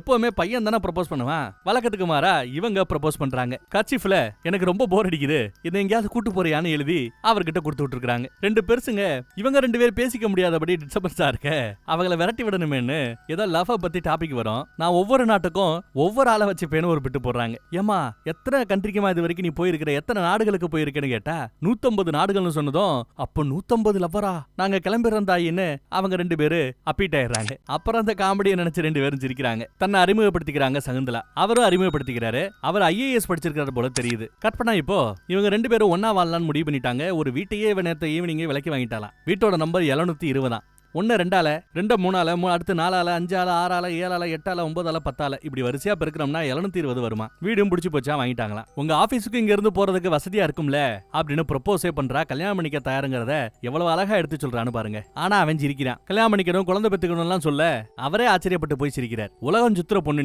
நீ ஒரு இடத்துல இருப்பேன் புள்ள பெத்துப்பேங்கிறதெல்லாம் ஆச்சரியமா இருக்குங்கிறாரு அவரு. என்னோட அப்பா அம்மாவுக்கு இந்த கல்யாணம் பிடிக்காது அப்படிங்கிறாரு ஓப்பனா. அதை பத்தி நான் கவலைப்படல, நீ கவலைப்படுறியான சகுந்தலா கேட்க எனக்கும் கவலை இல்ல. ஆனா ஒரு பேரண்ட்ஸோட ஆசீர்வாதமாவது நமக்கு வேணும், நாம உன் சொந்த ஊருக்கு போலாம், உன்னோட அப்பா அம்மாவோட ஆசீர்வாதத்தை வாங்கிக்கலாம் அப்படின்னு சொல்லி அவங்களோட பிளஸிங்காக அவங்க கிளம்புறாங்க. லெஃப்ட் போய் ரைட்டு போனேன்னா என் அப்பா அம்மா இருப்பாங்க, போய் பார்த்துட்டு வா அப்படிங்கிறா. இவ வரமாட்டேங்கிறா. ஏன் நீ வரமாட்டியாக்கும் அப்படின்னு அவன் கேட்க, உனக்கு தானே அவங்களோட பிளஸிங் வேணும், எனக்கு தேவையில்லைங்கிறா. இவ மன்னிச்சிருப்பா அவங்கள, எவ்வளவு கலந்து அவங்கள மன்னிக்காம இருப்ப, மன்னிச்சிரு அப்படின்றாரு அவரு. இவங்க அப்பாவை பொறுத்தளவுல யாரும் பிரயோஜனம் இல்லையோ அவங்கெல்லாம் ஒரு கல்லு மாதிரியா இவங்க அப்பாவுக்கு. நம்ம ஹீரோயின் சகுந்தலாவோட அக்கா பிரயோஜனம் இல்லாம சேர்ல இருந்துகிட்டு இருந்தா போய் சேர்ந்துட்டா அவர் சந்தோஷம் தான் பட்டிருக்கிறார். அவளை காப்பாத்தணுமேனு 5 பைசா செலவு பண்ணல அப்ப. ஆனா இது எல்லாத்தையும் கண்டும் காணாம பக்கத்துல ஒரு கல்லு மாதிரி உட்காந்துட்டு இருந்தால அவதான் எங்க ஆத்தா, எங்க அம்மா. கோலை வாய் பேசாதவ. அவளுக்காகவும் பேசினது இல்ல, எங்களுக்காகவும் பேசினது இல்ல, சாக கடந்த தான் பொண்ணுக்காகவும் அவங்க பேசல. எப்படி என்னால மன்னிக்க முடியும்னு கோவப்படுறாங்க சகுந்தலா. இப்படி கேள்விப்பட்டதும்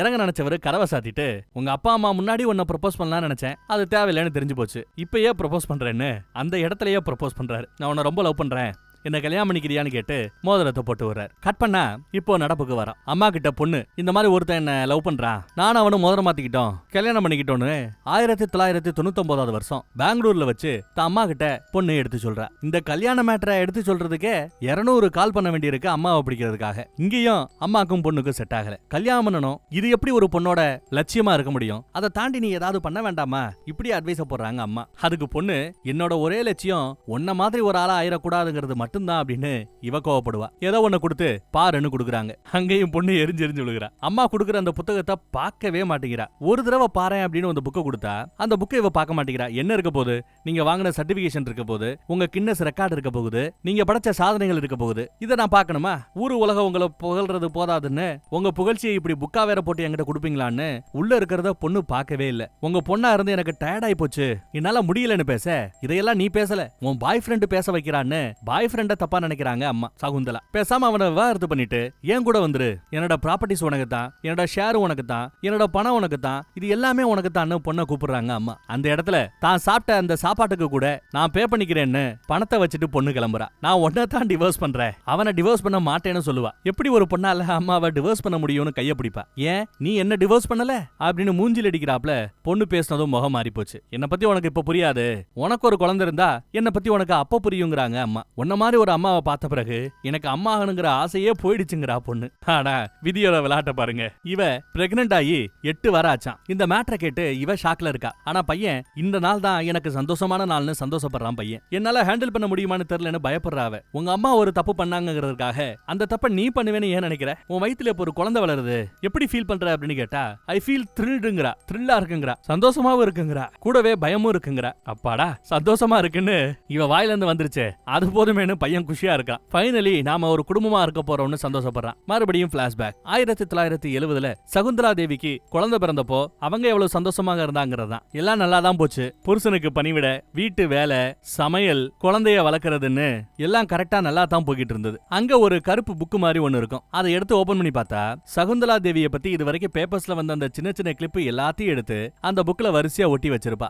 அதை அன்னைக்கு தூசி தொட்டச்சு எடுத்து வச்சிட்டு இருக்கும்போது பார்த்ததும் மூட விட்டாயிடுறாங்க. அதை எடுத்து வச்சுட்டு அப்படியே உட்காந்துட்டு இருப்பாங்க. புருஷ ராத்திரி வருவாப்ல வந்து என்னாச்சு ஏன் சோகமா இருக்கிற அப்படின்னு கேட்க, பாருங்க நான் ஒரு அம்மா தான் ஒத்துக்கிறேன், அதுக்காக என்னோட அடையாளம் இல்லாம போயிடும்னு இல்ல. நான் பிள்ளைக்கு தாலாட்டு பண்ணா கூட என்ன சுத்தி நம்பர்ஸ் அப்படியே சுத்திக்கிட்டே இருக்கிறாப்ல தான் எனக்கு தோணுது. குழந்தை சிரிக்கிற சத்தம் முக்கியம் தான், ஆனா அதை தாண்டி என்ன சுத்தி இருக்கிற ஆடியன்ஸ் கை தட்டும் போது அந்த சத்தம் கேட்குமே, அந்த சத்தத்தையும் தான் ரொம்ப மிஸ் பண்றதா, தன்னோட ஸ்டேஜை மிஸ் பண்றதா, இப்படி எல்லாம் புலம்ப ஆரம்பிக்கிறாங்க. சரி ஸ்டேஜை மிஸ் பண்றியா, இப்ப ஏன் அந்த ஸ்டேஜ்ல நீ ஏறல அப்படின்னு புருஷன் கேக்குறாரு. நான் ஸ்டேஜ் ஏற ஆரம்பிச்சா அப்புறம் என் பொண்ணு என்ன ஆறதுன்னு ஒரு அம்மாவா பயப்படுறாங்க. பாரு நம்ம பொண்ணுக்கு பெத்தவங்கிற முறையில அம்மா எவ்வளவு முக்கியமோ அந்த லெவலுக்கு அப்பாவும் முக்கியம், நீ போ நான் பாத்துக்கிறேங்கிறாரு. அப்படியா, அப்ப நான் ஸ்டேஜ்ல போய் பர்ஃபார்ம் பண்ணலாமா அப்படின்னு கேட்க அவர் சிரிக்கிறார். எப்ப இருந்து புருஷனோட பர்மிஷனுக்காக நீ காத்திருக்க ஆரம்பிச்ச அப்படின்னு கேட்கிறார். இந்தியா விட்டு வெளியில கூட போக வேண்டியவருமே அப்படின்னு இவங்க பதறிட்டே கேட்பாங்க. அப்பையும் அவளை பிடிச்சு தான் மடியில உட்கார வச்சு, நீ உன்னையே இழக்கும் போது இதெல்லாம் முக்கியம் இல்ல, நீ முழுமையா இருந்தாதான் ஃபேமிலியா நம்மளால முழுமையா இருக்க முடியும், எனக்கு பிரச்சனை இல்ல, உனக்கு பிரச்சனை இல்லைன்னா நீ எங்க வேணாலும் போ பெர்ஃபார்ம் பண்ணுங்கிறாப்ல. நான் என்ன நினைச்சேன் தெரியுமா, இந்த மேட்டரை சரி பண்றதுக்கு நீ நானும் பயங்கரமா சண்டை போடுவோம், பாம்பு வெடிக்கலாம் நினைச்சு பார்த்தேன், ஆனா இவ்வளவு சிம்பிளா முடிச்சிட்டீங்களேன்னு கட்டி பிடிப்பா. இப்பயும் ஒன்னும் பிரச்சனை இல்ல, வா வெளியில போய் பட்டாசு வெடிப்போன்னு கூப்பிடுவாரு. நல்ல மனுஷியா. அடுத்து லேட் ஆயிடுச்சு, உனக்கு ஃபிளைட்டுக்கு லேட் ஆயிடுச்சு, நீ கிளம்புன்னு குழந்தைய எவர் வாங்கிட்டு நல்லபடியா அம்மாவை அனுப்பிச்சு வைக்கிறார். போக மனசு இல்லாம தான் போவாங்க இவங்க. லண்டனுக்கு போயிருக்காங்க. அடுத்து நான் இந்த மாதிரி மறுபடியும் ஷோ பண்ண போறேன்னு என் மேனேஜர் கிட்ட நான் சொன்னதும் மேனேஜர் கிட்ட முதல் கேள்வி என்ன தெரியுமா, மேடம் உங்களுக்கு இப்பதானே குழந்தை பிறந்திருக்கு, இப்படிதான் கேட்டார். ஏன் எனக்கு குழந்தை பிறந்ததுமே நான் சம்பந்தமே இல்லாத வேற ஒரு கேரக்டர் நான் மாறிடுவேனா என்ன, அப்பயும் நான் அதே பர்சன் தானே, அப்பயும் எனக்கு அதே மூளை தானே, இருந்தாலும் மேனேஜருக்கு சந்தேகம், அதனால இப்ப அம்மாவா இருக்கிற என்னோட மூளை வேலை செய்தா இல்லையான்னு செக் பண்ணுவோம், நீங்க செக் பண்ணலாம் அப்படின்னு சொல்லுவாங்க. ஆடியன்ஸ் நிறைய பேர் அவரோட கேள்வி எழுதி இப்படி பேப்பர்ல போட்டு கொடுப்பாங்க போல தெரியுது. 675 மறுபடியும் அதே நம்பரால பெருக்கி மறுபடியும் அதே நம்பரால பெருக்கினா என்ன ஆன்சர் வரும்னு கேட்டா அதையும் ரொம்ப அழகா பதில் சொல்றாங்க. மறுபடியும் இவங்க ஸ்டேஜ்ல ஏற ஆரம்பிக்க மறுபடியும் நியூஸ்ல இவங்க பிரபலமாறாங்க. அடுத்து இவங்களுக்கு இன்னும் கஷ்டமான கணக்கு கொடுக்கணும்னு போர்டுல எவ்வளவு பத்துமோ அவ்வளவு நம்பர்ஸையும் மொத்தமா எழுதி இந்த பக்கம் 23 எழுதி வச்சிருக்காங்க. அதை ஜஸ்ட் பார்த்துட்டு இவங்க ஆன்சர் சொல்லிடுறாங்க. வெறும் 50 செகண்ட்ல கரெக்டா ஆன்சர் பண்ணி சொல்லிடுறாங்க. கம்ப்யூட்டர் இந்த விடைய சரியா இல்லையான்னு செக் பண்றதுக்கு இன்னும் டைம் எடுத்துக்கிட்டு இருக்குது. கம்ப்யூட்டர் 62 செகண்ட் எடுத்துக்கிச்சு. ஆனா அதுக்கு முன்னாடியே இவங்க ஆன்சரை சொல்லிட்டாங்க. அதுவும் 201 இலக்கம் இருக்கிற ஒரு நம்பரை 23rd ரூட் போட்டு இவங்க சொன்னதை இதை நாம உட்காந்து கணக்கு பண்றா இருந்தா நம்ம வாழ்நாள் பத்தாது, உலகத்தையே அசத்திட்டாங்க, எப்படிமா நீ இதெல்லாம் பண்ற அப்படின்னு கேட்டா எனக்கே தெரியலங்கிறாங்க. அடுத்து லண்டன்ல ஒரு கேள்வி கேட்டிருப்பாங்க பெருக்கல்ல, அதை கரெக்டா ஆன்சரா எடுத்து சொல்றாங்க. கம்ப்யூட்டர் இன்னும் கணக்கு பண்ணிட்டு தான் இருக்குது, அதுக்கு பிறகு ஆன்சர் பண்ணிடுச்சு. வெறும் 28 செகண்ட்ல இதை முடிச்சு கொடுத்துருக்காங்க போல. அப்படி முடிச்சு உலக சாதனை புத்தகத்துல இடமும் பெறுறாங்க. எப்படி பண்றா இந்த கேள்விதான் உலகம் முழுக்க. கலிபோர்னியால இவங்க மூளையை ஆராய்ச்சி பண்ணலாமேன்னு ஒரு கேள்வி கேட்டு அந்த கேள்விக்கு மூளை எப்படி செயல்படுகிறதுங்கிறத ஸ்கேன் பண்ணி பாக்குறாங்க. எல்லா ஆராய்ச்சியும் இவங்க பண்ணிட்டாங்க. நான் எப்படி பண்றேன்னு இப்போ உங்களால கண்டுபிடிக்க முடியுதான்னு இவங்களே கேட்பாங்க. ஏதோ இவங்க கேட்க வராங்க, ஆனா இவர் விளக்கிக்கிட்டே இருக்கிறாரு சயின்டிபிக்கலா. ஆனாலும் இவங்க எப்படி கரெக்டா பதில் சொல்றாங்கிறத அவங்களால கண்டுபிடிக்க முடியல. பெருமூளை நல்லா வேலை செய்யுது, சிறுமூளை வேலை செய்யுது, இப்படித்தான் சொல்லிட்டு இருக்காரு. இவ்வளவு நேரம் அவர் பேசுற எதுவுமே இவங்களுக்கு புரியல போல. கொஞ்சம் புரியுறாப்புல சொல்லுங்கன்னு கேட்டா உண்மையிலேயே நீங்க எப்படி பண்றீங்கிறது எங்களுக்கு புரியல மேடம், அவ்வளவுதான் மேடம் நாங்க சொல்ல வந்ததுங்கிறாரு டாக்டர். அப்புறம் போன் பண்ணி தான் புருஷன் கிட்ட பேச ஆரம்பிக்கும் போது பொண்ணு எப்படி இருக்கான்னு விசாரிக்க இன்னைக்கு தான் பொண்ணு தன்னோட முதல் வார்த்தைய பேசி இருக்கிறா போல, அப்பான்னு. அதை கேட்டதும் ஃபர்ஸ்ட் சந்தோஷப்படுவாங்க, அதுக்கு பிறகு வருத்தப்படுறாங்க. ஏன்னா அவ சொல்லிருக்க வேண்டிய முதல் வார்த்தை, பொண்ணு சொல்லிருக்க வேண்டிய முதல் வார்த்தை அம்மா, ஆனா அதுக்கு பதிலா அப்பான்னு சொல்லியிருக்கிறா. முழுவட்டாயிடுறாங்க. அதுக்கு மேல அழுக வருது. அதை அடக்கிக்க ஹலோ ஒன்னும் கேட்கலன்னு சொல்லி போனை கட் பண்ணிடுறா. உதறல் எடுக்கவே ஆரம்பிச்சிருச்சு அவளுக்கு. முத வேலையா கிளம்பி வா இந்தியாக்குன்னு கிளம்பி வந்துடுறாங்க. வீட்டுல பிரச்சனையா ஆரம்பிச்சிருச்சு. தான் பொண்ணை ரொம்ப மிஸ் பண்றதாவும், நாம 3 பேரும் சேர்ந்து உலகம் சுத்தலாம், நான் எங்கெல்லாம் ஷோ பண்ண போறனோ அங்கெல்லாம் கூட நீங்களும் பொண்ணும் சேர்ந்து வரணுங்கிறாப்ல சகுந்தலா தேவி கேட்க ஆரம்பிக்கிறாங்க. ஆனா அவரு தனக்கு எல்லாமே கொல்கட்டா தான் அப்படின்னும், கொல்கட்டா விட்டு தன்னால வர முடியாதுங்கிறாரு அப்பா. வீட்டுல பிரச்சனை பெருசா வெடிக்குது. அவரு எல்லாத்தையும் தூக்கி போட்டு இவ பின்னாடியே வருவதற்கு தயாராக இல்ல. நீ ஷோ பண்ண போகும்போது குழந்தைய பாத்துக்கல, நான் இல்ல வைக்கல அப்படின்னு கேட்க, உங்க சொந்த பிள்ளைய தானே பாத்துக்கிட்டீங்க, உங்க பிள்ளைய பாத்துக்கிட்டது உங்களுக்கு என்ன நோபல் பரிசா கொடுக்கணும்னு அவ கேட்கறா. கொஞ்சம் பைத்திய மாதிரி பிஹேவ் பண்றாங்க. டென்ஷன்ல கோவத்துல மத்த ஆம்பளைகளுக்கும் உங்களுக்கு வித்தியாசம் இல்லங்கிறாப்ல ஒரு வார்த்தையை வலு விட்டுறா. அவர் மென்டல்னு திட்டிவிட்டு அவ அமைதியா வந்து உட்கார்ந்து இருக்கிறாப்ல. இவரு ஒரு செகண்ட் அமைதியாரார். பாருங்க, எனக்கு கணக்கு முக்கியம் தான், அதை விட என் பொண்ணு எனக்கு ரொம்ப முக்கியங்கிறாங்க. நானும் கோவத்துல என்னமோ பேசிட்டு என்ன மன்னிச்சிருங்கிறாரு அவரும். நீங்க என் கூட வரதோ வராம இருக்கிறதோ உங்களோட விருப்பம், உங்க சாய்ஸ். ஆனா என் பொண்ணு என் கூட தான் இருப்பா. நான் எங்கெல்லாம் போறனோ அங்கெல்லாம் என் பொண்ணு வருவா. இப்படி கேட்க ஆரம்பிக்க, உன் பொண்ணு ஒன்னும் நீ தூக்கிட்டு போற சூட்கேஸ் இல்லப்பா, நாடு விட்டு நாடு ஊரு விட்டு ஊரு அப்படியே சூட்கேஸ் மாதிரி சுத்திக்கிட்டே தெரியறதுக்கு, புரிஞ்சுக்கோன்னு கேட்டா என் பொண்ணு இல்லாம என்னால இருக்க முடியாதுங்கிறாங்க. நானும் தான் என் பொண்ணு இல்லாம என்னால இருக்க முடியாதுங்கிறாரு அவரு. நான் தான் புள்ள வத்தேன், என் வயித்துல 3 இன்ச்சுக்கு வயித்த கிழிச்சு குழந்தை எடுத்தாங்க, தழும்பு இன்னும் இருக்குது, எனக்கு தான் உரிமை இருக்குங்கிற அவ. ஜஸ்ட் பெத்துட்டதுனாலயே நீ அம்மா ஆயிர முடியாதுன்னு இவரு எடுத்து சொல்றார். வேணா பாருங்க, இந்த உலகத்திலேயே நான் தான் தலை சிறந்த அம்மாவா இருப்பேன், வேணா பாருங்கன்னு கூட இவ சொல்லி பாக்குற. வேர்ல்ட்லயே பெஸ்ட் மதரா இருப்பேன் அப்படி சொல்லி குழந்தைய தூக்கிட்டு இவங்க கிளம்பிடுறாங்க. லண்டன்ல 1978 என்ன நடக்குதுன்னு காட்டுறாங்க. அங்க உட்காந்து கூட தன் அப்பாவுக்கு தான் பொண்ணு லெட்டர் போட்டுட்டு இருக்கா. கல்கட்டாக்கு வரணும், உங்களை பார்க்கணும்னு ஆசையா இருக்கிறதா, ரொம்ப மிஸ் பண்றதா எழுதி வச்சிருக்கா பொண்ணு. 409 நாள பெருக்குனா என்ன ஆகும்? இப்படி வீட்டுக்கு வந்த ஒரு கெஸ்ட் பொண்ணு கிட்ட கேள்வி கேட்கிறார். இவங்க தான் கேள்வியே கேட்க சொல்றாங்க தான் பொண்ணு, கேளுங்கன்னு ஒரு காட்சி பொருள் மாதிரி. அவளும் கரெக்டா ஆன்சர் பண்ணிடுறா. ஆமா எப்படி ஆன்சர் பண்ண சொல்லு பாப்போம் அப்படின்னு கேட்க அவ விளக்க சொல்றா. 409 ஆள பெருக்குனா என்ன ஆகும்? அப்படி மொத்தமா பெருக்கிறதுக்கு பதிலா நாளையும் பெருக்குனா நானாங்க 16 எழுதிக்கிறாங்க. அதே மாதிரி அந்த பக்கம் 9 பெருக்குனா என்ன வரும்? 9 81, அத அந்த பக்கம் எழுதிக்கிறாங்க. அடுத்து நடுவுல வரக்கூடிய நம்பர்ஸ் என்னன்னா, கேட்ட கேள்வியில இருக்கிற முதல் நம்பர் கடைசி நம்பர், அது ரெண்டையும் 2ஆல பெருக்குனா என்ன கிடைக்குமோ அதுதான் நடுவுல வர நம்பரா. 2 8 8 9 72, அத கீழே எழுதியாச்சு. இப்படிதான் ஆன்சர் கிடைச்சிருக்குது. இதுதான் ஷார்ட்கட் போல. இன்னைக்கு ஷோ முடிச்சு இவங்க கிளம்பும் போது பொண்ணு இப்போ அம்மா கூட சேர்ந்து ஷோ பண்ண ஆரம்பிச்சிட்டா போல தெரியுது. 3 அப்பாயின்மெண்ட் புதுசா கிடைச்சிருக்குது, நீதான் காரணம்னு பொண்ணு அம்மா பாராட்டுறாங்க. அதெல்லாம் இருக்கட்டும், இந்த லெட்டரை கொஞ்சம் இந்தியாவுக்கு போஸ்ட் பண்ணிடுங்கன்னு லெட்டரை கொடுத்தா அதை படிச்சு பார்த்துட்டு அம்மா மூஞ்சி மாறுது. பொண்ணு பார்க்குக்கு போலாமா, விளையாட போனோம் அப்படின்னு கூப்பிடுவா. அம்மாவோ மூளை பார்க்குக்கு போகலாம் தான் சொல்லுது, ஆனாலும் என்னோட இன்ஸ்டிங்க்ட் போக வேண்டான்னு ஃபீல் பண்றாப்ல அவங்க எடுத்து சொல்றாங்க. கணக்குல தான் இவங்க புலி, கூடவே இவங்க இப்போ அஸ்ட்ராலஜி பார்க்கவும் ஆரம்பிச்சிட்டாங்க போல தெரியுது. பல பேருக்கு இவங்க ஜோசியம் சொல்ல ஆரம்பிச்சிட்டாங்க, இதை செய்யலாம் செய்யக்கூடாது அப்படிங்கிற மாதிரி. அதுவும் எழுதி வச்சிருக்காங்க பாருங்க. உலகத்துல இருக்கிற பல பிரசிடென்ட்களுக்கு, பிரதம மந்திரிகளுக்கு, நாட்டோட மன்னர்களுக்கெல்லாம் இவங்க தான் ஜோசியம் பார்த்து சொல்ல ஆரம்பிச்சிட்டாங்க போல தெரியுது. வேர்ல்டு ஃபேமஸ் அஸ்ட்ராலஜிஸ்டாவும் ஆயிட்டாங்களாம். அத பத்தியும் குழந்தை தான் அப்பாவுக்கு எழுதிக்கிட்டு இருக்குது. பொண்ணு எழுதுற லெட்டரை இந்தியாவுக்கு அவங்க போஸ்ட் பண்றது கிடையாது. என்ன பதில் கடிதம் வரலைன்னு கேட்டா, உங்க அப்பா உன்னை பத்தி யோசிக்கிறதுக்கு டைம் இல்ல, லெட்டர் எழுதுறதுக்கு டைம் இல்லன்னு சொல்றது. அப்படியாப்பா, இதெல்லாம் உண்மையான மறுபடியும் அப்பாவுக்கு தான் லெட்டர் எழுதும், அந்த லெட்டரையும் இவங்க போஸ்ட் பண்றது இல்ல. அடுத்து பார்த்தா சகுந்தலா தேவி அரசியல்லையும் குதிக்கிறாங்க. ஏழ்மைய ஒழிப்பேன்னு தான் பிரச்சாரம் பண்ணிட்டு இருக்காங்க. அதுக்கு சிறந்த எடுத்துக்காட்டு நானே ஒரு ஏழ்மையான குடும்பத்துல இருந்து பிறந்து வளர்ந்து என் ஏழ்மைய நானே ஒழிச்சிருக்கிறேன், இதை உங்களுக்கும் செய்வேன், ஓட்டு போடுங்கன்னு டிவில ஓட்டே கேட்டுட்டு இருக்காங்க. இங்க குழந்தை தன் அப்பாவுக்கு லெட்டர் எழுதுறா. அம்மா இப்போ உலகத்திலேயே சிறந்த மேத்தமெட்டிஷியன் மட்டும் கிடையாது, உலகத்திலேயே சிறந்த அஸ்ட்ராலஜர் மட்டும் கிடையாது, ஜோசியக்காரன் மட்டும் கிடையாது, இப்போ உலகத்திலேயே சிறந்த பொலிட்டிஷியனாவும் தன்னை காட்டிக்க ஆரம்பிச்சிட்டாங்க. விட்டா இந்திரா காந்தியவே எலெக்ஷன்ல தோத்தடிச்சிருவேன்னு சொல்லிட்டு இருக்காங்க. இன்னைக்கு ரிசல்ட் வரப்போகுது, என்ன வரப்போதோன்னு தன் அப்பாவுக்காக லெட்டர் எழுதிக்கிட்டு இருக்கா. வந்ததும் டிவி ஆஃப் பண்ணுமா, ஒரே கழுத்து வலியா இருக்குன்னு சொல்லிட்டு டிவி ஆஃப் பண்ண சொல்றாங்க. குழந்தையும் ஆஃப் பண்ணிடுது. இந்தாங்க தண்ணியும் குடிக்குது. அப்பதான் லெட்டரை பார்க்குது. தன் அப்பாவுக்காக குழந்தை எழுதிட்டு இருக்கிற லெட்டர். நீ ரிசல்ட் வந்துருச்சா, என்னாச்சு அப்படின்னு குழந்தை விசாரிக்கும். இவங்க முகம் வாடி இருக்கிறத வச்சு பார்த்தா தோத்துருப்பாங்கன்னு நினைக்கிறேன். ஆனா கோவப்படுறா.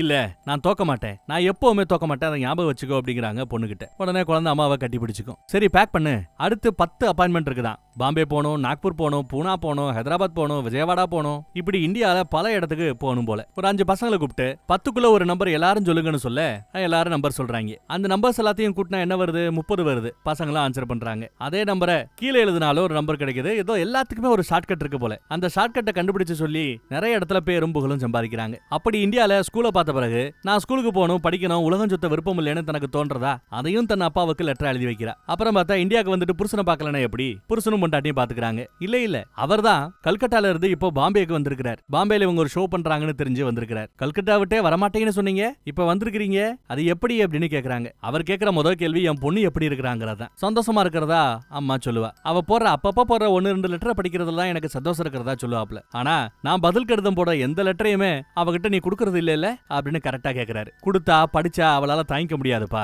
கொடுத்தா படிச்சா பொண்ணு மனசு கஷ்டப்படும்லங்கிறாங்க அம்மா. சரி பரவாயில்ல, என் லெட்டர்ஸ் எல்லாம் அவளுக்கு கொடுக்கல பரவாயில்ல, ஆனா ஒரு ப்ராப்பரான ஸ்கூல்ல பிள்ளைய அமிச்சு படிக்க வையேன் அப்படிங்கிறாரு. ஒரு ப்ராப்பரான ஸ்கூலுக்கு அமிச்சோம்னா குழந்தையுடைய கிரியேட்டிவிட்டிய ஸ்கூலு அழிச்சிருமா. உலகம் ஃபுல்லா சுத்தி உலக அறிவை அவ சம்பாதிச்சிட்டு இருக்கா. இதை விட என்ன ஒரு பெட்டரான ஒண்ணு கிடைச்சிட போகுது ஸ்கூல்ல அப்படின்னு கேக்குறாங்க. எவ்வளவு சொன்னாலும் அம்மா கேட்க மாட்டேங்கிறாங்க. ஒரு நல்ல ஸ்கூல்ல சேருனாலும் சேர்க்க மாட்டேங்கிறா. அதனால வேற வழி இல்லாம இப்ப நீ என்ன பண்ணிட்டு இருக்க தெரியுமா, உங்க அப்பா உனக்கு என்ன பண்ணிக்கிட்டு இருந்தாரோ அதைத்தான் நீ இப்போ உன் புள்ளைக்கு நீ பண்ணிட்டு இருக்கிற, அது உனக்கு புரியுதா இல்லையான்னு கேக்குறாரு. உன்னோட சைல்ட்ஹுட்ட குழந்தை பருவத்தை உங்க அப்பா திருடிட்டதா பல தடவை நீ கம்ப்ளைண்ட் பண்ண, இப்ப நீ அதைத்தான் உன் பொண்ணுக்கு செஞ்சிட்டு இருக்கிறேன்னு எடுத்து சொல்றாரு. போய் எங்க அப்பா கூட எப்படி உன்னால என்ன கம்பேர் பண்ணி பார்க்க முடியுதுன்னு தான் இவங்க கோவப்படுறாங்க. பாரு பொண்ணு ஆசைப்படுறாப்ல, ஒரு ப்ராப்பரான ஸ்கூல்ல அவளை சேர்த்து விடுற, அப்படி இல்ல நான் கோர்ட்டுக்கு போவேன், கேஸ் போடுவேன், ஜாயின்ட் கஸ்டடி கேட்க மாட்டேன், அப்பா அம்மா எப்ப வேணாலும் குழந்தைய பாத்துக்கலாங்கிறது கேட்க மாட்டேன், ஃபுல் கஸ்டடி கேட்பேன், குழந்தைய நானே பாத்துப்பேன், அம்மா பார்க்க முடியாதபடி நான் கேட்பேன், இதெல்லாம் போணுமா யோசிச்சுக்கோ அப்படின்னு ஒரு மிரட்டுறாரு. அதை கேட்டதும் இவ வித்தியாசமா சிரிக்கிறா. ஏன்னா இப்பயும் நாம ஒன்னா வாழலான்னு இவர் கேட்க மாட்டாரான மனசுல எதிர்பார்த்துட்டு இருக்க, இவரு இப்படி கேட்பாருன்னா அந்த அம்மா எதிர்பார்க்கல. உனக்கு இங்க புருஷன் தேவையில்லை சகுந்தலா, நான் உனக்கு தேவையே இல்லைன்னு சொல்ல, எனக்கு யாரும் தேவையில்லைதான், ஆனா நான் உன்னை லவ் பண்ணனே அப்படின்னு சொல்ல வந்தவங்க உன்னை லவ் பண்ணி இருக்கிறேனே அப்படின்னு இறந்த காலத்துல பேச ஆரம்பிக்கிறாங்க. பாஸ்ட் டென்ஸ்ல உன்ன மாதிரி மரமா இருக்கிறதுக்கு தனக்கு விருப்பம் இல்லைங்கிறாங்க அவங்க. ஆனா அப்பதான் நாம படம் பார்த்துக்கிட்டு இருக்கும்போது மரமா இருக்கிறத நினைச்சு வருத்தப்பட்டோம். ஆனா இந்த இடத்துல இந்த சூழல்ல குடும்பம் குழந்தை குட்டின்னு ஆன பிறகு மரமா இருக்கிறதே பெட்டர்னு தோணுது இல்ல. இவர் ஒரு பெரிய லிஸ்ட் எடுத்து வந்திருக்கிறாரு. உலகத்தோட மேல காஷ்மீர்ல இருந்து கீழே கன்னியாகுமரி வரைக்கும் இருக்கிற மொத்த ஸ்கூலையும் ஆராய்ஞ்சு அதுல பெஸ்ட் ஸ்கூல்னு ஒரு 10 ஸ்கூலை செலக்ட் பண்ணிருக்காரு. இதுல எதுல வேணாலும் புள்ளைய சேரு, ஆனா தயவு செய்து சேரு அப்படிங்கிறாரு. இவங்களும் வேற வழி இல்லாம ஸ்கூல்ல சேர்த்து விட்டாங்க போல தெரியுது. ஸ்கூல்ல ஹாஸ்டல்ல தங்கி தான் படிச்சிட்டு இருப்பா. எப்பயாவது அம்மா பார்க்க வருவாங்கல்ல, அப்படி பார்க்க வர அம்மாவை கூட பொண்ணுக்கு பெருசா பிடிக்கிறது இல்ல போல தெரியுது. சம்மர் ஹாலிடே ஆரம்பிக்கிறதுக்கு இன்னும் 4 நாள் இருக்கு. அதுக்குள்ள ஏமா வந்தேன்னு தான் பொண்ணு கேப்பா. ஸ்கூலோட பிரின்சிபல்கிட்ட பேசி முன்னாடியே கிளம்புறதுக்கு பர்மிஷன் வாங்கிட்டாங்களாம். வா கிளம்பலான்னு இன்னும் 4-5 நாட்டுக்கு சுத்தணும் சொல்லிட்டு பொண்ணை கூட்டு போறாங்க. ஆனா பொண்ணா இவரோட ஆசை என்ன தெரியுமா, ஒரு சம்மர் ஹாலிடேக்காவது கொல்கட்டாக்கு போய் தன் அப்பா கூட தங்கணுங்கிறது தான். இவங்க ஒரு புத்தகமே எழுதிருக்காங்க. அந்த புத்தகத்தோட டைட்டில சொல்றது கூட பல பேருக்கு பயம். கொஸ்டின் கேட்கிற ஆங்கருக்கே ஒரு மாதிரியா இருக்கு, தயக்கம் இருக்குது. அந்த மாதிரி கான்ட்ரவர்சியலான ஒரு டாபிக்ல இவங்க புக்கே எழுதிருக்காங்க. அந்த புக்கோட ப்ரொமோஷனுக்கு தான் போயிட்டு இருக்காங்க. இப்படி ஒரு புத்தகம் எழுதணும்ன்றது உங்களுக்கு எப்படி இந்த மாதிரி ஒரு தாட் வந்துச்சுன்னு கேட்டா, நான் ஹோமோ கிடையாது, ஆனா என்னோட விவாகரத்து பண்ணோட என்னுடைய கணவர் ஹோமோ அப்படிங்கிறாப்ல அந்த அம்மா எடுத்து சொல்ல, இதை கேட்டதும் அப்பா பத்தி யாரோ தப்பா பேசினதும் விருட்டுன்னு கோவப்பட்டு அவ எந்திரிச்சு போயிடுவா. பொண்ணு எந்திரிச்சு போயிடுவா. உடனே அம்மா ஓடி வந்து சமாதானப்படுத்த பாக்குறாங்க. எப்படி உன் புத்தகத்தை விக்கிறதுக்காக அப்பாவை சுத்தி இப்படி எல்லாம் பச்சை பச்சையா பொய் சொல்லலான்னு கோவப்படுறா. ப்ரொமோஷனுக்கு கொஞ்சம் முன்னமான அப்படி எல்லாம் பேசித்தாமா ஆகணுங்கிறாப்ல அந்த அம்மா அடிச்சு விடுது. மித்த அம்மாக்கள் மாதிரி ஏன் நீ நார்மலா இருக்க மாட்டேங்கிறேன்னு கோவப்படுறா.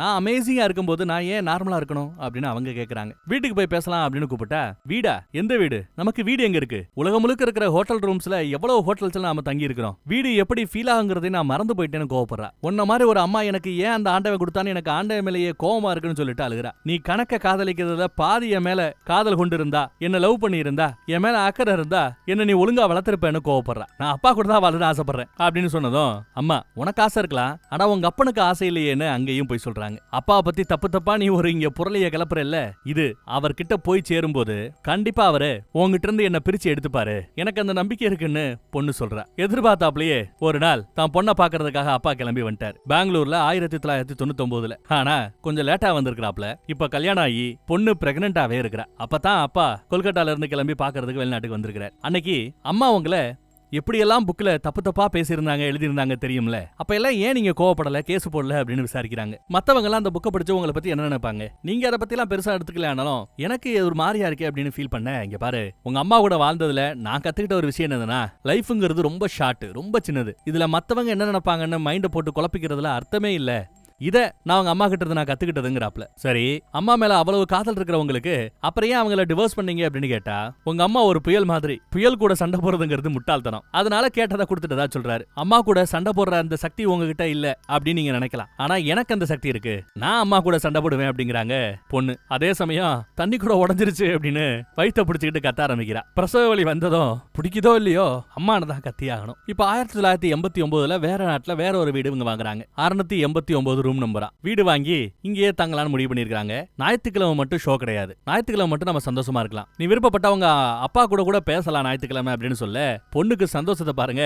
உடனே சந்தோஷப்பட்டு அம்மாவை கட்டி பிடிக்கிறா. வீட்டுல மொத்தம் 3 மாடி இருக்கான். இந்த வீடாவது ஏன் விருப்பப்படி நான் டெக்கரேட் பண்ணிக்கிறேனே அப்படின்னு பொண்ணு கேட்கிறா. என் வீடு எனக்கு பிடிச்சாப்ல இருக்கணும், இந்த வீடாவது என் இஷ்டத்துக்கு பண்ண அலோவ் பண்ணுங்களேன்னு கேட்க சரின்னு அம்மாவும் ஒத்துக்கிறாங்க. இவளும் வீட்டை டெக்கரேட் பண்ணிருக்கிறா. ரொம்ப சூப்பரா எதிர்பார்க்காத ரேஞ்சுக்கு அழகா டெக்கரேட் பண்ணிருக்கிறா. அந்த சின்ன வயசுலயே ஹோம் டெக்கரேஷன் அப்பவே அவளுக்கு பிடிச்சிருக்கு. அதனாலதான் வேலைன்னு போகும்போது கூட இந்த ஹோம் டெக்கர் வேலையவே பிசினஸா அவ பண்ணவும் ஆரம்பிச்சிருக்கிறாள். சின்ன வயசுலயே தெரியும் பசங்களுக்கு ஆர்வம் எங்க போகுது, எதை பிடிக்குதுங்கிறதெல்லாம். அப்புறம் அம்மா கூட சந்தோஷமா வாழ்ந்த நாட்களும் இருக்கத்தான் செய்யுது. அம்மா மடியில இவ படுத்து தூங்குன நாட்களும் உண்டு. எப்பெல்லாம் தன்னை ரொம்ப மிஸ் பண்றாங்களோ அப்பெல்லாம் அந்த கருப்பு புத்தகத்தை எடுத்து அவளோட அந்த பழைய ரெக்கார்ட்ஸ் இருக்குல்ல, அந்த ரெக்கார்ட்ஸ் எல்லாம் எடுத்து அப்பப்ப பாக்குறது உண்டு. பொண்ணை பார்த்தா அதை ஒளிய வச்சிருவா, ஏன்னா பொண்ணுக்கு அந்த புக்கை பார்த்தாலே பிடிக்காது. அதே மாதிரி பெருசா வளர்ந்த பிறகு ஒரு வீட்டை கம்மியான ரேட்ல கிடைக்குது இல்ல, பெரிய ஒரு ரேட்ல கிடைக்குது, நிறைய பணம் ஒண்ணும் போல. இந்த வீட்டை வாங்கி ரெனோவேட் பண்ணி வாடகைக்கு விட்டாலே 10 வருஷத்துல போட்ட பணம் ஃபுல்லா கிடைச்சிரும். அதன் பிறகு கிடைக்கிற பணம் ஃபுல்லா ப்ராஃபிட். அப்படி இப்படின்னு ஒரு கால்குலேஷன்ல வந்து பிசினஸ் பண்ணலான்னு கேக்குறா. சரி, யார் பேர்ல செக் எழுதி கொடுக்கணும்னு டப்புன்னு அம்மாவும் முடிவு பண்றாங்க. ஆனாலும் இவ தயங்குறா. ஏன் காரணம்னா கேக்குற பணம் ரொம்ப பெருசு, 4 லட்சம் பவுண்டா, பல கோடி தரும். அப்பையும் அம்மா உன் முகத்துல இந்த சந்தோஷத்தை பாக்குறதுக்கு இந்த காசு சாதாரணம் அப்படிங்கிறாங்க. ஒத்துக்கிட்டாங்க. சோ சந்தோஷமான நாட்களும் உண்டு. கட் பண்ணி இப்போ பெங்களூர்ல வருஷம் 2000 அப்ப என்ன நடக்குதுன்னு காட்டுறாங்க. குழந்தைய அழுகையை நிறுத்த முடியாம, அமைதிப்படுத்த முடியாம இவ கஷ்டப்படுறா. மாமியார் தான் வந்து குழந்தைய சமாதானப்படுத்தி அழுகையை நிப்பாட்டுறாங்க. இவளுக்கோ அழுக வருது. குழந்தை அழுகையை நிப்பாட்ட முடியல, குழந்தைய தூங்க வைக்க முடியல.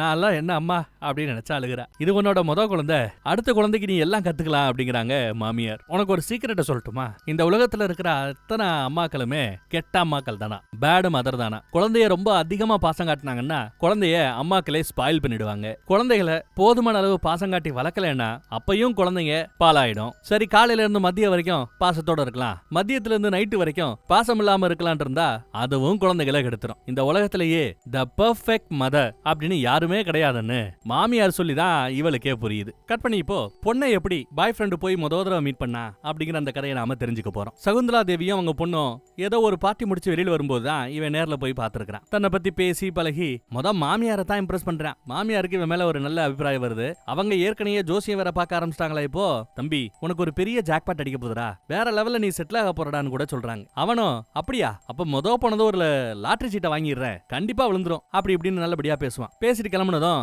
அப்பப்போ பொண்ணு பக்கம் திரும்ப பொண்ணும் இன்ட்ரெஸ்ட் காட்டுறாப்ல தெரியும். உடனே பொண்ணு கிட்ட அவன் போன பிறகு எனக்கு என்னமோ இவனோட எதிர்காலம் என்ன சொல்லுதுன்னா, வருங்காலத்துல இவன் எனக்கு மருமகம் புள்ள அவன் போல தோணுது அப்படின்னு சொல்ல, சேச்சா இவனா வாய்ப்பே இல்லைன்னா அப்போ பொண்ணு சொல்லிருப்பா. ஆனா கடைசியில பார்த்தா அவனை தான் லவ் பண்ணிருப்பா. அடுத்து தன்னோட அப்பாவையும் அம்மாவையும் கூப்பிட்டு, இங்க பாரு, நான் லவ் பண்ற பையனோட அப்பா அம்மா ஒரு ஆர்டினரி ஃபேமிலி, ஆர்டினரி குடும்பம், நாமளும் ஒரு நார்மல் ஃபேமிலி, நார்மல் குடும்பம் மாதிரி நடிக்கணும், சரியா அப்படின்னு கேட்க, அதெல்லாம் சூப்பரா பண்ணிடலாம், தூள் கிளப்பிடலான்னு அப்பா அம்மா சொல்லிருப்பாங்க. அவன் கூட இருக்கும்போது நான் ரொம்ப சந்தோஷமா ஃபீல் பண்றேன், அதை கெடுத்துறாதீங்கன்னு கேட்க இவங்களும் சரின்னு ஒத்துக்கிட்டு ஒரு நார்மலான ஃபேமிலி மாதிரி அன்னைக்கு சமாளிக்கிறாங்க. இவங்க ஒரு சாதாரண ஃபேமிலின்னு சொல்லணும் இல்லையா, அதனால என் பொண்ணு ஒரு சாதாரண பொண்ணு, சாதாரணமா தான் படிப்பா, சாதாரண வேலை பாக்குறா, நாங்களும் சாதாரண குடும்பம், அப்பப்போ உங்களுக்கு கேக்கு கூட பண்ணி கொடுப்பா, இப்படி எல்லாம் நார்மல்னு பேசுறாங்க. சாஞ்சு கிடைக்கும் போது அம்மா கிட்ட ஏமா போதுமா நார்மல்னு அழுத்தி சொல்லாத அப்படின்னு சிரிச்சுக்கிட்டே சொல்றான். அப்பா அம்மாவும் சரின்னு அமைதியாயிடுறாங்க. இப்படி இவங்க 2 பேரும் பண்ண கூத்த அவங்க பார்த்துட்டு ஆமா ஏன் இப்படி ரியாக்ட் பண்றீங்கன்னு கேட்க, இல்ல நார்மலான குடும்பம் எல்லாம் இப்படித்தானே பண்ணுவாங்க அப்படின்னு இவங்க கேக்குறாங்க. நல்ல வேலை போங்க, நாங்க பயந்தே போயிட்டோம், நாங்க கூட நல்லா என்டர்டெயின் பண்ணக்கூடிய சம்பந்திங்க நாங்க கிடைச்சிட்டதா சந்தோஷப்பட்டோம்னு சொல்லுவாரு. சோ அவங்க எதிர்பார்க்கறது என்னங்கிறது இவங்களுக்கு இப்ப புரிஞ்சுக்கிச்சு. அவங்களும் பக்காவா காமெடி பண்ணிட்டு இருக்காங்க. சம்பந்திகளுக்கு செட் ஆயிடுச்சு. மாப்பிள்ளைக்கு Dress எடுத்து கொடுக்குறாங்க. அவனுக்கு ஃபார்மல் Dressனாலே பிடிக்காது போல. அத சொன்னா அதை கண்டுக்கிறதே இல்ல. ஃபார்மல் Dressா தான் எடுத்து கொடுக்கறது. இல்ல என் Dressக்கு நான் பே பண்ணிக்கிறேன்னு சொன்னாலும் சகுந்தலா விட மாட்டேங்கிறா. நான் தான் பே பண்ணுவேன், இதெல்லாம் எனக்கு நான் கொடுக்குற கிஃப்ட்னு சொல்லிட்டு மருமகனுக்கு வாரி இறக்கிறாங்க. ஆண்டி நீங்க Dress எடுத்து கொடுக்கறதெல்லாம் ஹை கிளாஸ் லெவலுக்கு எடுத்து கொடுக்குறீங்க, ஆனா நான் மிடில் கிளாஸ் தான் ஆண்டி அப்படின்னு எடுத்து சொல்லுவான். பாரு என் பொண்ணை கல்யாணம் பண்ணி பிறகு நீ லண்டனுக்கு எங்க கூட வருவோம் பாத்தியா, அப்ப நீ ஹை கிளாஸ் தான் வருவ, எல்லாத்தையும் நாங்க பார்த்து பண்ணிக்கிறோம் பாரு தான் பேசுறாங்க. உன் பிசினஸ் நான் அடுத்த லெவலுக்கு எடுத்துட்டு போக போறேன் பாரு, பார்க்கத்தானே போறேன் அப்படின்னு சொல்ல, அப்பதான் இவன் குண்டை தூக்கி போடுறான். இல்ல ஆண்டி நான் லண்டனுக்கு வரப்போறது இல்ல அப்படின்னு. உடனே சகுந்தலா அட இல்ல மாப்பிள்ள, லாங் டிஸ்டன்ஸ் ரிலேஷன்ஷிப் எல்லாம் ஒர்க் அவுட் ஆகாது, என் அனுபவத்துல சொல்றேன் புரிஞ்சுக்கோங்கறாங்க. அப்பதான் இவன் அடுத்த குண்டை தூக்கி போடுறான். ஆனா உங்க பொண்ணு பெங்களூர்ல செட்டில் ஆக போறதா சொல்லியிருக்காளே அப்படின்னு இவன் எடுத்து சொல்லுவான். இல்லையே லண்டன்ல என் கூட தானே என் பொண்ணு இருக்க போறான்னு சிரிச்சுக்கிட்டே சொல்லுவாங்க. இல்ல மாமியாரே, கல்யாணத்துக்கு பிறகு அவ கல்யாணம் பண்ணிட்டு என் கூட பெங்களூர்ல தான் இருக்க போறதா இவன் சொல்றான். என்னால என் பொண்ணு இல்லாம வாழ முடியாது அப்படிங்கிறாங்க சகுந்தலா. ஆனா எல்லா வீட்லயும் இது நடக்கிறதானே, ஆனா நான் நார்மலான மாமியாரா இருக்க போறது இல்லங்கிறாங்க. இல்ல தம்பி எனக்கு புரியல, மாப்பிள்ளையுடைய அம்மா கல்யாணத்துக்கு பிறகு மருமக தான் வீட்டுல தான் கூட இருக்கணும்னு ஆசைப்படலாம், தப்பு இல்ல. அதே மாதிரி பொண்ணோட அம்மா கல்யாணத்துக்கு பிறகு மருமகனை தன்னோட வச்சுக்கிறணும் அப்படின்னு ஆசைப்படுறதுல தப்பு இல்லையே. என்ன லாஜிக் இது அப்படி இப்படின்னு பேச ஆரம்பிக்கிறாங்க. நீங்க சொன்ன லாஜிக்கே தப்பு, நீங்க சொன்ன எக்ஸாம்பிளும் தப்பு. ஏன்னா கல்யாணத்துக்கு பிறகு உங்க கூடயும் நாங்க தங்க போறது இல்ல, என்னோட அப்பா அம்மா கூடயும் நாங்க தங்க போறது இல்ல, நாங்க எங்களுக்குன்னு ஒரு வீடு பார்த்து தனியா தான் வாழ போறோம்னு அடுத்த சாக்கான செய்தியும் சொல்றேன். சரி லைஃப்ல ஒரு தடவை உங்க பொண்ணு கிட்ட அவளுக்கு என்ன விருப்பம்னு கேட்டு பாருங்களேங்கிறாரு. இந்த உலகத்துல எல்லாரையும் விட உங்க பொண்ணை நான் ரொம்ப அதிகமா நேசிக்கிறதா சொல்ல, என் பொண்ணை என்ன விட நீ அதிகமா நேசிக்கிறியா, டப்புன்னு வயித்த காமிச்சு பாரு 3 இன்ச்சுக்கு வயித்த கழிச்சிருக்காங்க, இதை விட உன் காதல் பெருசான்னு அசால்ட்டா தூக்கி காட்டுறாங்க. மேட்ரு இப்ப பொண்ணுக்கு போயிடுச்சு. அம்மா கிட்ட சண்டைக்கு வரா பொண்ணு. இந்த உலகத்துல நீ மட்டும் தான் சிசேரியன் பண்ணி குழந்தை பெற்றிருக்கேன்னு நினைக்கிறியா அப்படின்னு தான் முதல் கேள்வி கேட்கறா. அவன் கூட சேர்ந்து தனி குடுத்தனம் போகணுங்கிறது என்னோட முடிவு, பெங்களூர்ல வாழணுங்கிறதும் எங்களோட முடிவு அப்படின்னு பொண்ணு எடுத்து சொன்னா, இல்ல உனக்காக நான் உங்க ஒட்டுமொத்த வாழ்க்கையை நான் பிளான் பண்ணி வச்சிருக்கிறேன்னு அம்மா எடுத்து சொல்லுவாங்க. ஏன் லைஃபை பிளான் பண்றதுக்கு நீங்க யாரு, எனக்குன்னு ஓனா கனவு இல்லையா, லட்சியம் இல்லையா, வாழ்க்கை இல்லையான்னு இவ கேப்பா. என் வாழ்க்கையும் சேர்த்து நீங்க வாழ்ந்துட்டா நான் என்ன பண்றது அப்படின்னு இவ கேட்கறா. பாரு உனக்காகத்தான் ஒரு ஸ்டேஜுக்கு பிறகு நான் என்னோட ஷோ பண்றதை நிப்பாட்டினேன், ஜோசியம் பாக்குறதை நிப்பாட்டினேன், என்னோட கணக்கையே நான் நிப்பாட்டினேன், எல்லாத்தையும் நான் இழந்தேன் உனக்காக அப்படின்னு சொல்லி முடிக்கல.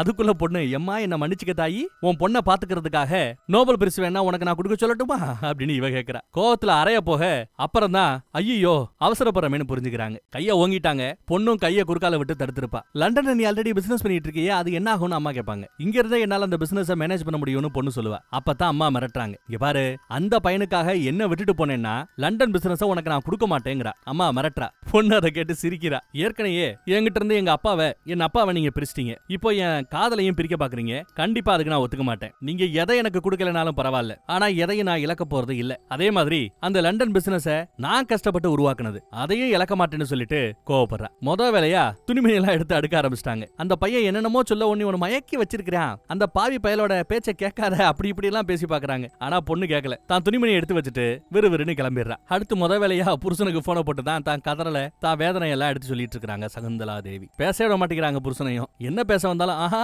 ஆஹா அப்படின்னு தான் முடிக்க வேண்டியிருக்கு. பார்த்தா பொண்ணு அப்பாவை தேடி அப்பா வீட்டுக்கு தான் வந்திருக்கா. என்ன நடந்தாலும் நான் அவரை தான் கட்டிக்க போறேன்னு பொண்ணு ரொம்ப ஸ்ட்ராங்கா சொல்லிடுறா. இப்போ நீங்க சொல்லுங்க, நீங்க என் பக்கமா இல்ல அம்மா பக்கமானு பொண்ணு கேட்க, அப்பாவால என்ன பண்ண முடியும், அவர் பாடு திண்டாட்டம். இந்த பக்கம் சரக்க போட்டு விடாது பொண்ணுக்கு கால் பண்ணி பார்த்தா பொண்ணு போனே எடுக்கல. அடுத்து பொண்ணுக்கு கல்யாணமே நல்லபடியா நடந்து முடிஞ்சிருது. 2001 மும்பைல ஒரு ஷோல ஹியூமன் கம்ப்யூட்டர்னு உலகமே கூப்பிட்ட சகுந்தலாவை இன்டர்வியூ எடுக்க போறதா பேசிட்டு இருக்காங்க. உங்களுக்கு வயசு ஆக ஆக உங்க கணக்கு அறிவு குறைஞ்சிருச்சான்னு ஆங்கர் கேக்குறாரு. வயசுங்கிறதும் நம்பர் தானே அப்படின்னு இவங்க பதிலுக்கு பேசுறாங்க. உங்க வயசு எவ்வளவுன்னு கேட்டதும் கூட்டத்திலேயே ஒரு சலசலப்பு. பொண்ணுகிட்ட போய் வயசை கேக்குறானேன்னு. ரொம்ப சிம்பிளா, நேத்தை விட எனக்கு இன்னைக்கு கொஞ்சம் வயசு கூட, நாளைய விட நான் கொஞ்சம் வயசு கம்மி. இப்படி பதில் சொல்றாங்க. இவனும் எதுக்கு கம்ப்யூட்டர் வச்சிருக்கான், கம்ப்யூட்டர் கேம் விளையாடுவோமா, கணக்கு கேம் விளையாடுவோமா அப்படின்னு கேட்க ஆரம்பிக்க இவங்க முகம் மாறுது. சும்மா பேசலாம் சொல்லி தானே கூப்பிட்டீங்க அப்படின்னு கேட்க, என்ன மேடம் நீங்க எங்க போனாலும் கணக்கு உங்களை பின்தொடருமே அப்படிங்கிறாரு அவரு. ரொம்ப சிம்பிளான ஒரு சின்ன கேள்வி தான் கேப்பா. அதுக்கே இவங்க பதில் சொல்ல தடுமாறுறாங்க. மறுபடியும் முயற்சி பண்றாங்க.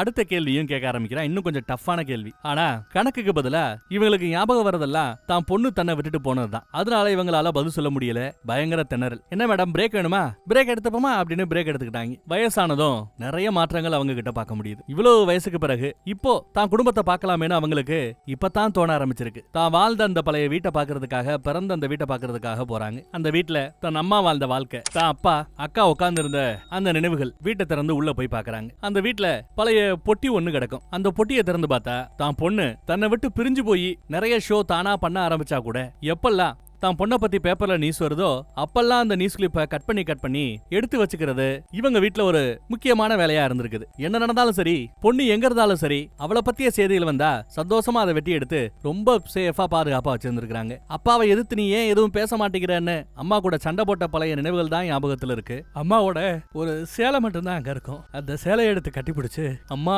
அம்மான்னு பயங்கரமா அழ ஆரம்பிச்சிருவாங்க. கொஞ்சம் முன்னாடியே மன்னிச்சிருக்கலாம், பாத்திருக்கலான்னு இப்ப வருத்தப்படுறாங்க. அடுத்து என்ன நினைச்சுன்னு தெரியல, முத வேலையா போன போட்டு நான் என் லாயர்ட்ட பேசணும் அப்படின்னு தான் கேக்குறாங்க அம்மா சகுந்தலா தேவி. அம்மாவோட செக்ரட்டரி சகுந்தலா தேவியுடைய பொண்ணை ரீச் பண்ண முயற்சி பண்ணா அந்த போனையும் எடுக்கிறது இல்ல. சென்னையிலங்கிற பெங்களூர்ல தானே செட்டில் ஆயிருக்காங்க. பெங்களூர்ல தன்னோட பிசினஸ் ப்ரமோட் பண்றதுக்காக ஃபங்க்ஷன்ல இருக்கிற வரக்கூடிய எல்லா பேருக்கும் நோட்டீஸ் கொடுத்து தான் ப்ரமோஷனுக்காக ரொம்ப கஷ்டப்படுறாங்க. தான் பிசினஸ் ப்ரமோட் பண்றதுக்காக கஷ்டப்படுறாங்க. ஒரு 4 வீடை வாங்கி ரெனோவேட் பண்ணி அழகா ரெடி பண்ணி வச்சிட்டாங்க. இனி விற்க வேண்டியதான் பாக்கி. அந்த வீடை விற்கிறதுக்காக தான் போட்டோஸ் எல்லாம் எடுத்து பையர்ஸ் கிடைக்கிறதுக்காக சுத்தி முத்தியும் தள்ளிட்டே இருக்காங்க. நோட்டீஸ் பேம்பர்ஸ் கொடுத்துட்டு இருக்காங்க. இப்படி இவ ரெனோவேட் பண்ணிருக்கிற வீட்டை வைக்கணுமேனு போராடிக்கிட்டு இருக்கும்போது தெரிஞ்சவங்க சில பேர் வந்து மெட்டர்னிட்டி லீவ் எடுத்து நான்லாம் என் குழந்தையோட எவ்வளவு நாள் டைம் ஸ்பெண்ட் பண்ணிட்டு இருந்தது தெரியுமா, நீ என்ன குழந்தை கூட இந்த அருமையான சமயத்துல கூட இல்லாம வெளியில பிசினஸ் அலையிற அப்படின்னு அட்வைஸ் பண்ணும்போதுதான் இதே மாதிரி தானே அம்மாவுக்கு இருக்குன்னு இவளுக்கு கொஞ்சம் உரைக்கும். குழந்தைகளுக்காக எதையும் தியாகம் பண்ணலாம், தப்பு இல்லைன்னு இவங்க அட்வைஸ் பண்ணுவாங்க. இவ மட்டும் இவளோட பிசினஸ் தியாகம் பண்ண மாட்டேங்கிறா குழந்தைக்காக. ஆனா இவளோட அம்மா சகுந்தலா தேவி மட்டும் தன் குழந்தைக்காக அவங்களோட கணக்க பிசினஸ் தியாகம் பண்ணணும். எப்படி இருக்குன்னு பாத்துக்கங்க. இந்த அட்வைஸுக்கு பிறகு நான் வீட்டுக்கு போய் குழந்தைய பார்க்கணும், நான் கிளம்புறேன்னு இவ கிளம்ப ஆரம்பிக்கிறா. என்ன இந்நேரத்துல கிளம்புற, அதான் வீட்டுல பாத்துக்கிறதுக்கு ஆயாமா இருக்கிறாங்கன்னு கேட்டா, ஆயாதான் அம்மா நான் இங்க இருக்கிறேன் அப்படிங்கிற. நீ இருந்து எல்லாத்தையும் பாத்துக்கோ, நான் கிளம்புறேன்னு கிளம்பவே ஆரம்பிச்சுட்டா. நான் உன்கிட்ட ஒண்ணு பேசணும்னு புருஷன் வீட்டுக்கு வந்தா, நான் உங்ககிட்ட ஒண்ணு பேசணும்னு பொண்டாட்டி முந்திக்கிறா. அம்மா மேல நான் ரொம்ப கோவப்பட்டனோன்னு எனக்கு இப்ப பயமா இருக்குது. இப்போ வரைக்கும் அம்மா டெய்லி எனக்கு கால் பண்ணிட்டு இருக்காங்க, தினமும் என்ன கூப்பிட்டு இருக்காங்க. ஆனா நான் பதில் சொல்லவே இல்ல, காலை எடுக்கிறதும் இல்ல. நான் முடிவு பண்ணிட்டேன், நான் அம்மாக்கு போன் பண்ணி அவங்க பேத்திய பத்தி நம்ம பொண்ணை பத்தி நான் எடுத்து சொல்ல போறேன் அப்படின்னு இவ ஆரம்பிச்சா. அவன் மூஞ்சி சுமாரா இருக்குது. ஏன் ஒரு மாதிரி சோகமா இருக்குன்னு கேட்டா, உங்க அம்மா பண்ணிருக்க லட்சணத்தை முத நீ பாரு அப்படின்னு அவன் மேட்டர் எடுத்து சொல்றான். சின்ன வயசுலயே இவ லண்டன்ல பிசினஸ் தொடங்குனதுனால எல்லாத்துக்கும் பவர் ஆஃப் அட்டர்னின்னு ஒரு அடல்ட் இருக்கணும், ஒரு பெரிய ஆள் இருக்கணும்னு அம்மா பேருக்கு தான் பவர் ஆஃப் அட்டர்னி இருந்தது. அந்த பவர் ஆஃப் அட்டர்னியை பயன்படுத்தி லண்டன்ல இவ நடத்திக்கிட்டு இருந்த எல்லாத்தையுமே வித்து தள்ளிட்டாங்க போல தெரியுது. அதை கேள்விப்பட்டதும் பொண்ணுக்கு கோவம் வருது. சரி வித்துட்டாங்க, என் உழைப்புக்கு அவங்க எனக்கு பங்கு கொடுக்கணுமே, எவ்வளவு எனக்கு கொடுக்கறதா சொல்லிருக்காங்கன்னு கேட்டா ஜீரோவா, ஒன்னும் கொடுக்கலையா. ஆனா வித்து ப்ராஃபிட் கிடைக்குதுல, கேபிட்டல் கெயின், அதற்கான வரிய, அந்த வருமான வரிய தொழில நடத்திக்கிட்டு இருந்தது இவங்கிற முறையில இவ தான் பே பண்ணணும். சோ அம்மா லாபத்தை எடுத்துப்பாங்க, பொண்ணு பே பண்ணணுமா, அதாவது நாம பே பண்ணணும்னு குண்ட தூக்கி போடுறாரு. எவ்வளவு பே பண்ணணும்னு கேட்டா, நம்ம வீடு, நாம இந்தியால பண்ணிட்டு இருக்கிற நம்ம பிசினஸ், இது எல்லாத்தையும் வித்தா கூட அந்த வரியை கட்டுறதுக்கு நம்ம கிட்ட போதுமான அளவு பணம் இருக்காராம். மொத்தமா உங்க அம்மா நம்மள முடிச்சு விட்டா, நாம முடிச்சிட்டோம், அவ்வளவுதான், நமக்கு முடிஞ்சு போச்சு அப்படின்னு பையன் வருத்தப்படுறான். அடுத்து நமக்கு என்ன ஆப்ஷன் இருக்குன்னு கேட்டா, எல்லாத்தையும் வித்துட்டு ஃப்ரெண்ட்ஸுங்க சொந்த பந்தத்திட்ட கடை வாங்கி பேங்க் லோன் எடுத்து இந்த வரி மேட்டரை நம்ம கட்டணும். இல்லனா கோர்ட்டுக்கு போய் உங்க அம்மா மேல கேஸ் போடணும். லண்டனுக்கே போய் ஃபைல் பண்ண வேண்டி இருக்கும். அதுவும் உங்க அம்மாவுக்கு எதிராக கிரிமினல் கேஸ் ஃபைல் பண்ண வேண்டி இருக்கும். உங்க அம்மா ஜெயிலுக்கு கூட போக வேண்டி இருக்கும். என்ன சொல்றேன்னு கேட்டா, எங்க அம்மாக்கு அதான வேணும்னா அதையே கொடுத்துருவோம்னு யுத்தத்துக்கு தயாராயிட்டா பொண்ணு. இப்படித்தான் படத்தோட ஸ்டார்டிங் சீன்ல பார்த்த அந்த கதைக்கு நாம வரோம். அப்படி கேஸுக்காக தான் இவ லண்டனுக்கு வந்திருப்பா. அங்கதான் பல வருஷத்துக்கு பிறகு தான் பொண்ணு அம்மா நேர்ல பாக்குறா. பொண்ணையே பாத்துட்டு இருக்காங்க அம்மா. குத்தத்தை என்னன்னு பொண்ணு தரப்ப எடுத்து சொன்னா, அம்மா தரப்புல அந்த பிசினஸுக்கு ஒட்டுமொத்த பணமும் கொடுத்தது சகுந்தலா தேவி தான், அதனால அவங்களுக்கு முழு உரிமையும் உண்டுன்னு இவங்க வாதாடுறாங்க. இவங்க லாயர் வாதாடுறாப்ல. தன்னோட கனவுக்காக பொண்ணையே தூக்கி போட்டு போனவதான் இவன்னு பொண்ணு தரப்பு வக்கீல் வாதாட, அம்மா தரப்பு வக்கீல் எதிர்க்கிறாரு. அதே சமயம் ரெண்டு பேரும் ஒருத்தரையே பாத்துக்கிறாங்க. அவங்க கையும் நடுங்குது, இவளோட கையும் நடுங்குது. அப்பா கிட்ட இருந்து பொண்ணை 10 வருஷமா பிரிச்சு வச்சவங்க தான் இந்த சகுந்தலா தேவின்னு வாதாடிட்டு இருக்க. இவ எழுதின ஒரு லெட்டர் கூட அப்பாக்கு அனுப்பாதவதான் இந்த சகுந்தலான்னு இப்படி குற்றச்சாட்டுகள் போய்கிட்டே இருக்குது. கட்டின புருஷனை பத்தியே தப்பா பொய் சொன்னவங்க இவங்க அப்படி எல்லாம் பேசிட்டு இருக்க. தப்புன்னு சகுந்தலா தேவி உண்மைதான் அப்படிங்கிறாங்க கோர்ட்லயே. உன்னோட குற்றச்சாட்டு எல்லாத்தையும் நான் ஒத்துக்கிறேங்கிறாங்க சகுந்தலா தேவி. பொண்ணுக்கும் புரியல, பொண்ணோட லாயருக்கும் புரியல. ஐ அம் a terrible mother, நான் ஒரு மோசமான அம்மா அப்படின்னு ஒத்துக்கிறாங்க. அப்புறம் லண்டன்ல நடந்த இவ நடத்துற அந்த பிசினஸ் மூலமா 1,01,001 பவுண்ட் ப்ராஃபிட்டா கிடைச்சிருக்குதான். இருக்கிற ப்ராப்பர்ட்டி எல்லாம் வித்து கிடைச்ச பணம் அது. அந்த ப்ராஃபிட் நம்பர் இப்ப சொன்னாங்கல்ல, அது வந்து ஏதோ பாலிண்ட்ரோம் நம்பர்ன்றாங்க. மலையாளம் அதை இங்கிலீஷ்ல எழுதுனீங்கன்னா ஃப்ரண்ட் டு பேக் படிச்சாலும் மலையாளம்னு படிக்கலாம், பேக் டு ஃப்ரண்ட் படிச்சாலும் மலையாளம் படிக்கலாம். 121 திருப்பி போடுங்க, அதே 121 தான் வரும். இப்படி கணக்க பத்தி பேச ஆரம்பிச்சதும் பொண்ணுக்கு கோபம் வருது. நான் இப்போ ஒரு செக் எழுதி அந்த மொத்த ப்ராஃபிட்டையும் என் பொண்ணுக்கு ஒப்படைக்க ஆசைப்படுறதா சொல்றாங்க அம்மா. இதை கேட்ட பிறகுதான் பொண்ணுக்கு நிம்மதியா இருக்குது. ஏன்னா அம்மா இந்த கேஸ் போட்டதுக்கு பின்னாடி ஏதோ ஒரு பெரிய விஷயம் இருக்கு அப்படின்னு இவளுக்கு லைட்டா ஓரமா உறுத்திக்கிட்டே இருந்திருக்கும். ஒருவேளை தன்னை இத்தனை நாளா பார்க்கல, போன் பண்ணா போன் எடுக்கல, அதனால தன்னை வர வைக்கிறதுக்காக பார்க்க வைக்கிறதுக்காக அம்மா இப்படி பண்றாங்களோன்னு ஓரமா அவளுக்கு தோணி இருக்குன்னு நினைக்கிறேன். உணர்ச்சிசப்படுறா பொண்ணும். இப்பயும் என் பொண்ணு என்ன ஜெயிலுக்கு அனுப்புன்னு நினைச்சா தாராளமா அனுப்பட்டும், நான் ஜெயிலுக்கு போற தயாரா இருக்கிறதாக சகுந்தலாவும் ஒத்துக்கிறா. அம்மா வக்கீலோ இவ்வளவு ஈஸியா நம்ம தோல்வியை ஒத்துக்கிட்டா எப்படி, இப்பயும் நம்மளால ஜெயிக்க முடியும் அப்படின்னு என் வாழ்க்கையில நான் தோத்ததே கிடையாதுன்னு அம்மா அசால்ட்டா சொல்லுவாங்க. ஏன்னா அவங்க இங்க எதிர்பார்த்ததே பொண்ணை பார்க்கணுங்கிறதான். அதுல ஜெயிச்சிட்டாங்க. இப்ப நான் ஜெயிச்சிட்டேன், பார்த்துட்டேன், இது போதுங்கிறாங்க. அப்பதான் மருமக கேப்பா, இந்த சின்ன விஷயத்துக்கு இவ்வளவு பெரிய விஷயம் யாரு பண்ணுவா? மொத்த பிசினத்தையும் வித்து கேச போட்டு இவ்வளவு எதுக்கு பொண்ணை பாக்குறதுக்கு? இப்படி யாரு பண்ணுவா? நார்மலான நாட்கள் யாருமே அதை பண்ண மாட்டாங்கன்னு சொன்னா எங்க அம்மா பண்ணுவா அப்படின்னு எங்க அம்மான்னு ரொம்ப நாளைக்கு பிறகு பெருமையா எடுத்து சொல்றா பொண்ணு. கொஞ்சம் கோவம் இருக்கதான் செய்யுது. ஏன் இப்படி ஓவர் ஆக்டிங் பண்றீங்கன்னு கேட்டா, இல்லடா என் வாழ்க்கை முழுக்க எங்க அம்மா மேல வெறுப்போட வாழ்ந்து நான் டயர்ட் ஆயிட்டேன். ஒரு நாள் உனக்கும் அந்த டயர்டு வரும், அது வேண்டாட்டதா நான் முந்திக்கிட்டதா அவ சொல்றா. சகுந்தலா தேவி சொல்றாங்க. ஜட்ஜையாவே சரி ஒரு பிரேக் எடுத்துப்போம், அப்புறம் வந்து பேசுவோன்னு எல்லாம் கிளம்பிடுறாங்க. நானும் அம்மா கூட தனியா பேசணும்னு சொல்ல புருஷனும் கிளம்பிடுறான், மருமகனும் கிளம்பிடுறான். நான் தனியா இருக்கணும், தனியா விடுங்கன்னு சொன்னதுனால அதை மதிச்சு அம்மாவும் அந்த பக்கம் போயிடுறாங்க. அம்மா போன பிறகு அம்மாவோட சேலைய பார்த்துட்டு அந்த சால்வைய பார்த்துட்டு அழுதுகிட்டே இருப்பா. அப்பதான் ஒரு கருப்பு புத்தகம் ஒண்ணு எப்பவுமே அம்மா வச்சிருப்பாங்கல்ல, அந்த புத்தகத்தை பாக்கணும்னு இப்ப இவளுக்கு தோணும். எத்தனையோ தடவை அம்மா காட்ட முயற்சி பண்ணும்போது பாக்காதவ இப்போ அதை பாக்கலாமேன்னு எடுத்து பாக்குறா. உலகம் முழுக்க சுத்தினாலும் அங்கெல்லாம் தான் பொண்ணை எப்படியெல்லாம் போட்டோ எடுத்திருப்பாங்க, அதுதான் உள்ள இருக்குது. தன் பொண்ணோட சாதனைகள், அவ டிகிரி வாங்கினது, அவ வரைஞ்சது, இதுதான் உள்ள இருக்குது. அதையெல்லாம் பார்த்ததுமே அவ அழுது கத்த ஆரம்பிச்சிடறா. அம்மா அம்மான்னு கத்த ஆரம்பிச்சிடறா. எல்லாரும் உள்ள ஓடியாராங்க. என்னோட சைல்டுஹுட், என் குழந்தை பருவம் எல்லாத்தையுமே நான் முழுசா மறந்துட்டேன். ரொம்ப வேதனையோட வாழ்ந்த மாதிரி தான் நான் நினைச்சுக்கிட்டு இருந்தேன். ஆனா இந்த போட்டோஸ் எல்லாம் பார்க்கும்போதுதான் என் குழந்தை பருவத்துல நான் சந்தோஷமா தான் இருந்திருக்கிறேங்கிறது எனக்கே புரிய வருதுன்னு அவ எடுத்து சொல்லுவா. பொண்ணு இங்க வச்சு என்ன மன்னிச்சிரு அப்படின்னு அம்மா பொண்ணு கிட்ட மன்னிப்பு கேட்க இவளும் மன்னிப்பு கேட்கிறா. எனக்காக நீங்க உங்க கணக்கை தியாகம் பண்ணுங்க, நான் கேட்டிருக்க கூடாது, ஏன் தப்பு தான் அதை நான் புரிஞ்சுக்கிட்டேன்னு பொண்ணும் மன்னிப்பு கேட்கிறா. இங்க வச்சுதான் நீங்க பாட்டி ஆயிட்டீங்க, உங்களுக்கு பேத்தி பிறந்திருக்கிறதா சொல்ல 2 பேரும் ஓடி போய் கட்டி பிடிச்சு கதறிக்கிட்டு இருக்கிறாங்க. சுத்தி இருக்கிற லாயர்ஸுக்கெல்லாம் ஒன்னும் புரியல. இது கேஸா, இதை நம்ம எப்படி நடத்துறது? ஒரு படி மேல போய் ஜட்ஜையாவோட சீட்லயே அம்மா உட்காந்துக்கிறா. தாமடியில பொண்ணை உட்கார வச்சு கட்டி பிடிச்சிக்கிட்டு இருக்கிறா. இதுக்குதான் இந்த அம்மா பொண்ணு கேஸையே எடுக்கப்படாதுங்கிறதுன்னு சொல்லிட்டு வக்கீல் எல்லாம் வெளியில போயிடுறாங்க. கட்டம் புருஷன் கூட வெளியில போயிடுறான். அமிர்தான்னு தான் பொண்ணுக்கு பேர் வச்சிருக்கிறதா பொண்ணு சொல்ல, என்கிட்ட கேட்காம யாரு உன்ன அமிர்தான்னு பேர் வைக்க சொன்னது அப்படின்னு வழக்கம் போல வழக்கம் போக போறாங்க. அடுத்து இல்ல நான் நயனா அப்படின்னு ஒரு அழகான பேரு ஜோசியத்துல பார்த்து தேர்ந்தெடுத்து வச்சிருக்கிறேன், இன்னொரு புள்ள பத்துக்கிற நயனான்னு நான் சொன்ன பேர் வைக்கிறேன் என்ன அப்படின்னு பேச ஆரம்பிச்சிட்டு இருக்கிறாங்க அம்மா. என் மருமக புள்ள நல்ல மருமக புள்ளதான், அப்படியே என் புருஷன் மாதிரியே இருக்கிறான். எனக்கு ஒரு நல்ல புருஷன் கிடைச்சாப்ல, உனக்கு ஒரு நல்ல புருஷன் கிடைச்சிருக்கிறதா சகுந்தலா தேவியே மருமகனை பாராட்டி பேசுறாங்க. கணக்குல லைஃப் டைம் அச்சீவ்மெண்ட் அவார்ட ஒரு பெரிய மனுஷன் கொடுத்து காலையும் விழுந்து ஆசீர்வாதம் வாங்கிக்கிறாரு. என்ன உங்களை விட வயசு எனக்கு கம்மி, என் காலில் விழுகிறீங்களேன்னு இவங்க பதறாங்க. சும்மா காமெடி, 4 வார்த்தை பேசாம நாங்க விட போறது இல்ல, கண்டிப்பா பேசணும் சொல்லி கொடுக்க அதுக்கும் காமெடி பண்ணுவாங்க. அப்புறம் எனக்கு ரொம்ப பிடிச்ச நம்பரு 0ன்னு தன்னோட ஸ்பீச் ஆரம்பிக்கிறாங்க. மேபி இந்த உலக உருண்டியா இருக்கிறதுனால எனக்கு 0 பிடிச்சதோ என்னவோ தெரியல. சில சமயம் வாழ்க்கையும் உங்களுக்கு பாடம் சொல்லி கொடுக்கும். ஸ்கூல்ல புரியாத அந்த பாடம் வாழ்க்கையில புரியும் உங்களுக்கு. இப்ப நான் உங்ககிட்ட ஒண்ணு சொல்ல போறேன். இதை எனக்கே நான் எனக்கு முன்னாடி சொல்லிக்கிட்டது இல்ல. என் வாழ்க்கை முழுக்க எங்க அம்மா மேல நான் கோவத்தோடையே வெறுப்போடையா தான் வாழ்ந்தேன். ஸ்டார்டிங்ல கோவமா தான் இருந்தது, அது எப்ப வெறுப்பா மாறுச்சுன்னு எனக்கே தெரியல. எனக்கு என்னன்னா எங்க அப்பா முன்னாடி ஒரு வார்த்தை எங்க அம்மா பேசுனது கிடையாது, அதுதான் என் கோவத்துக்கு காரணம். கிட்டத்தட்ட அதே மாதிரி ஒரு தப்ப நானும் பண்ணிக்கிட்டு இருந்தேன். என்னை எதிர்த்து என் பொண்ணு பேசும்போதுதான் அது எனக்கே புரிஞ்சது. என் பொண்ணு என்ன பாக்குற பார்வையில தான் நான் என்னோட அம்மாவை எப்படி பார்த்தேங்கிறது புரிஞ்சது. என் பொண்ணு என்ன அம்மாவா பார்த்தா.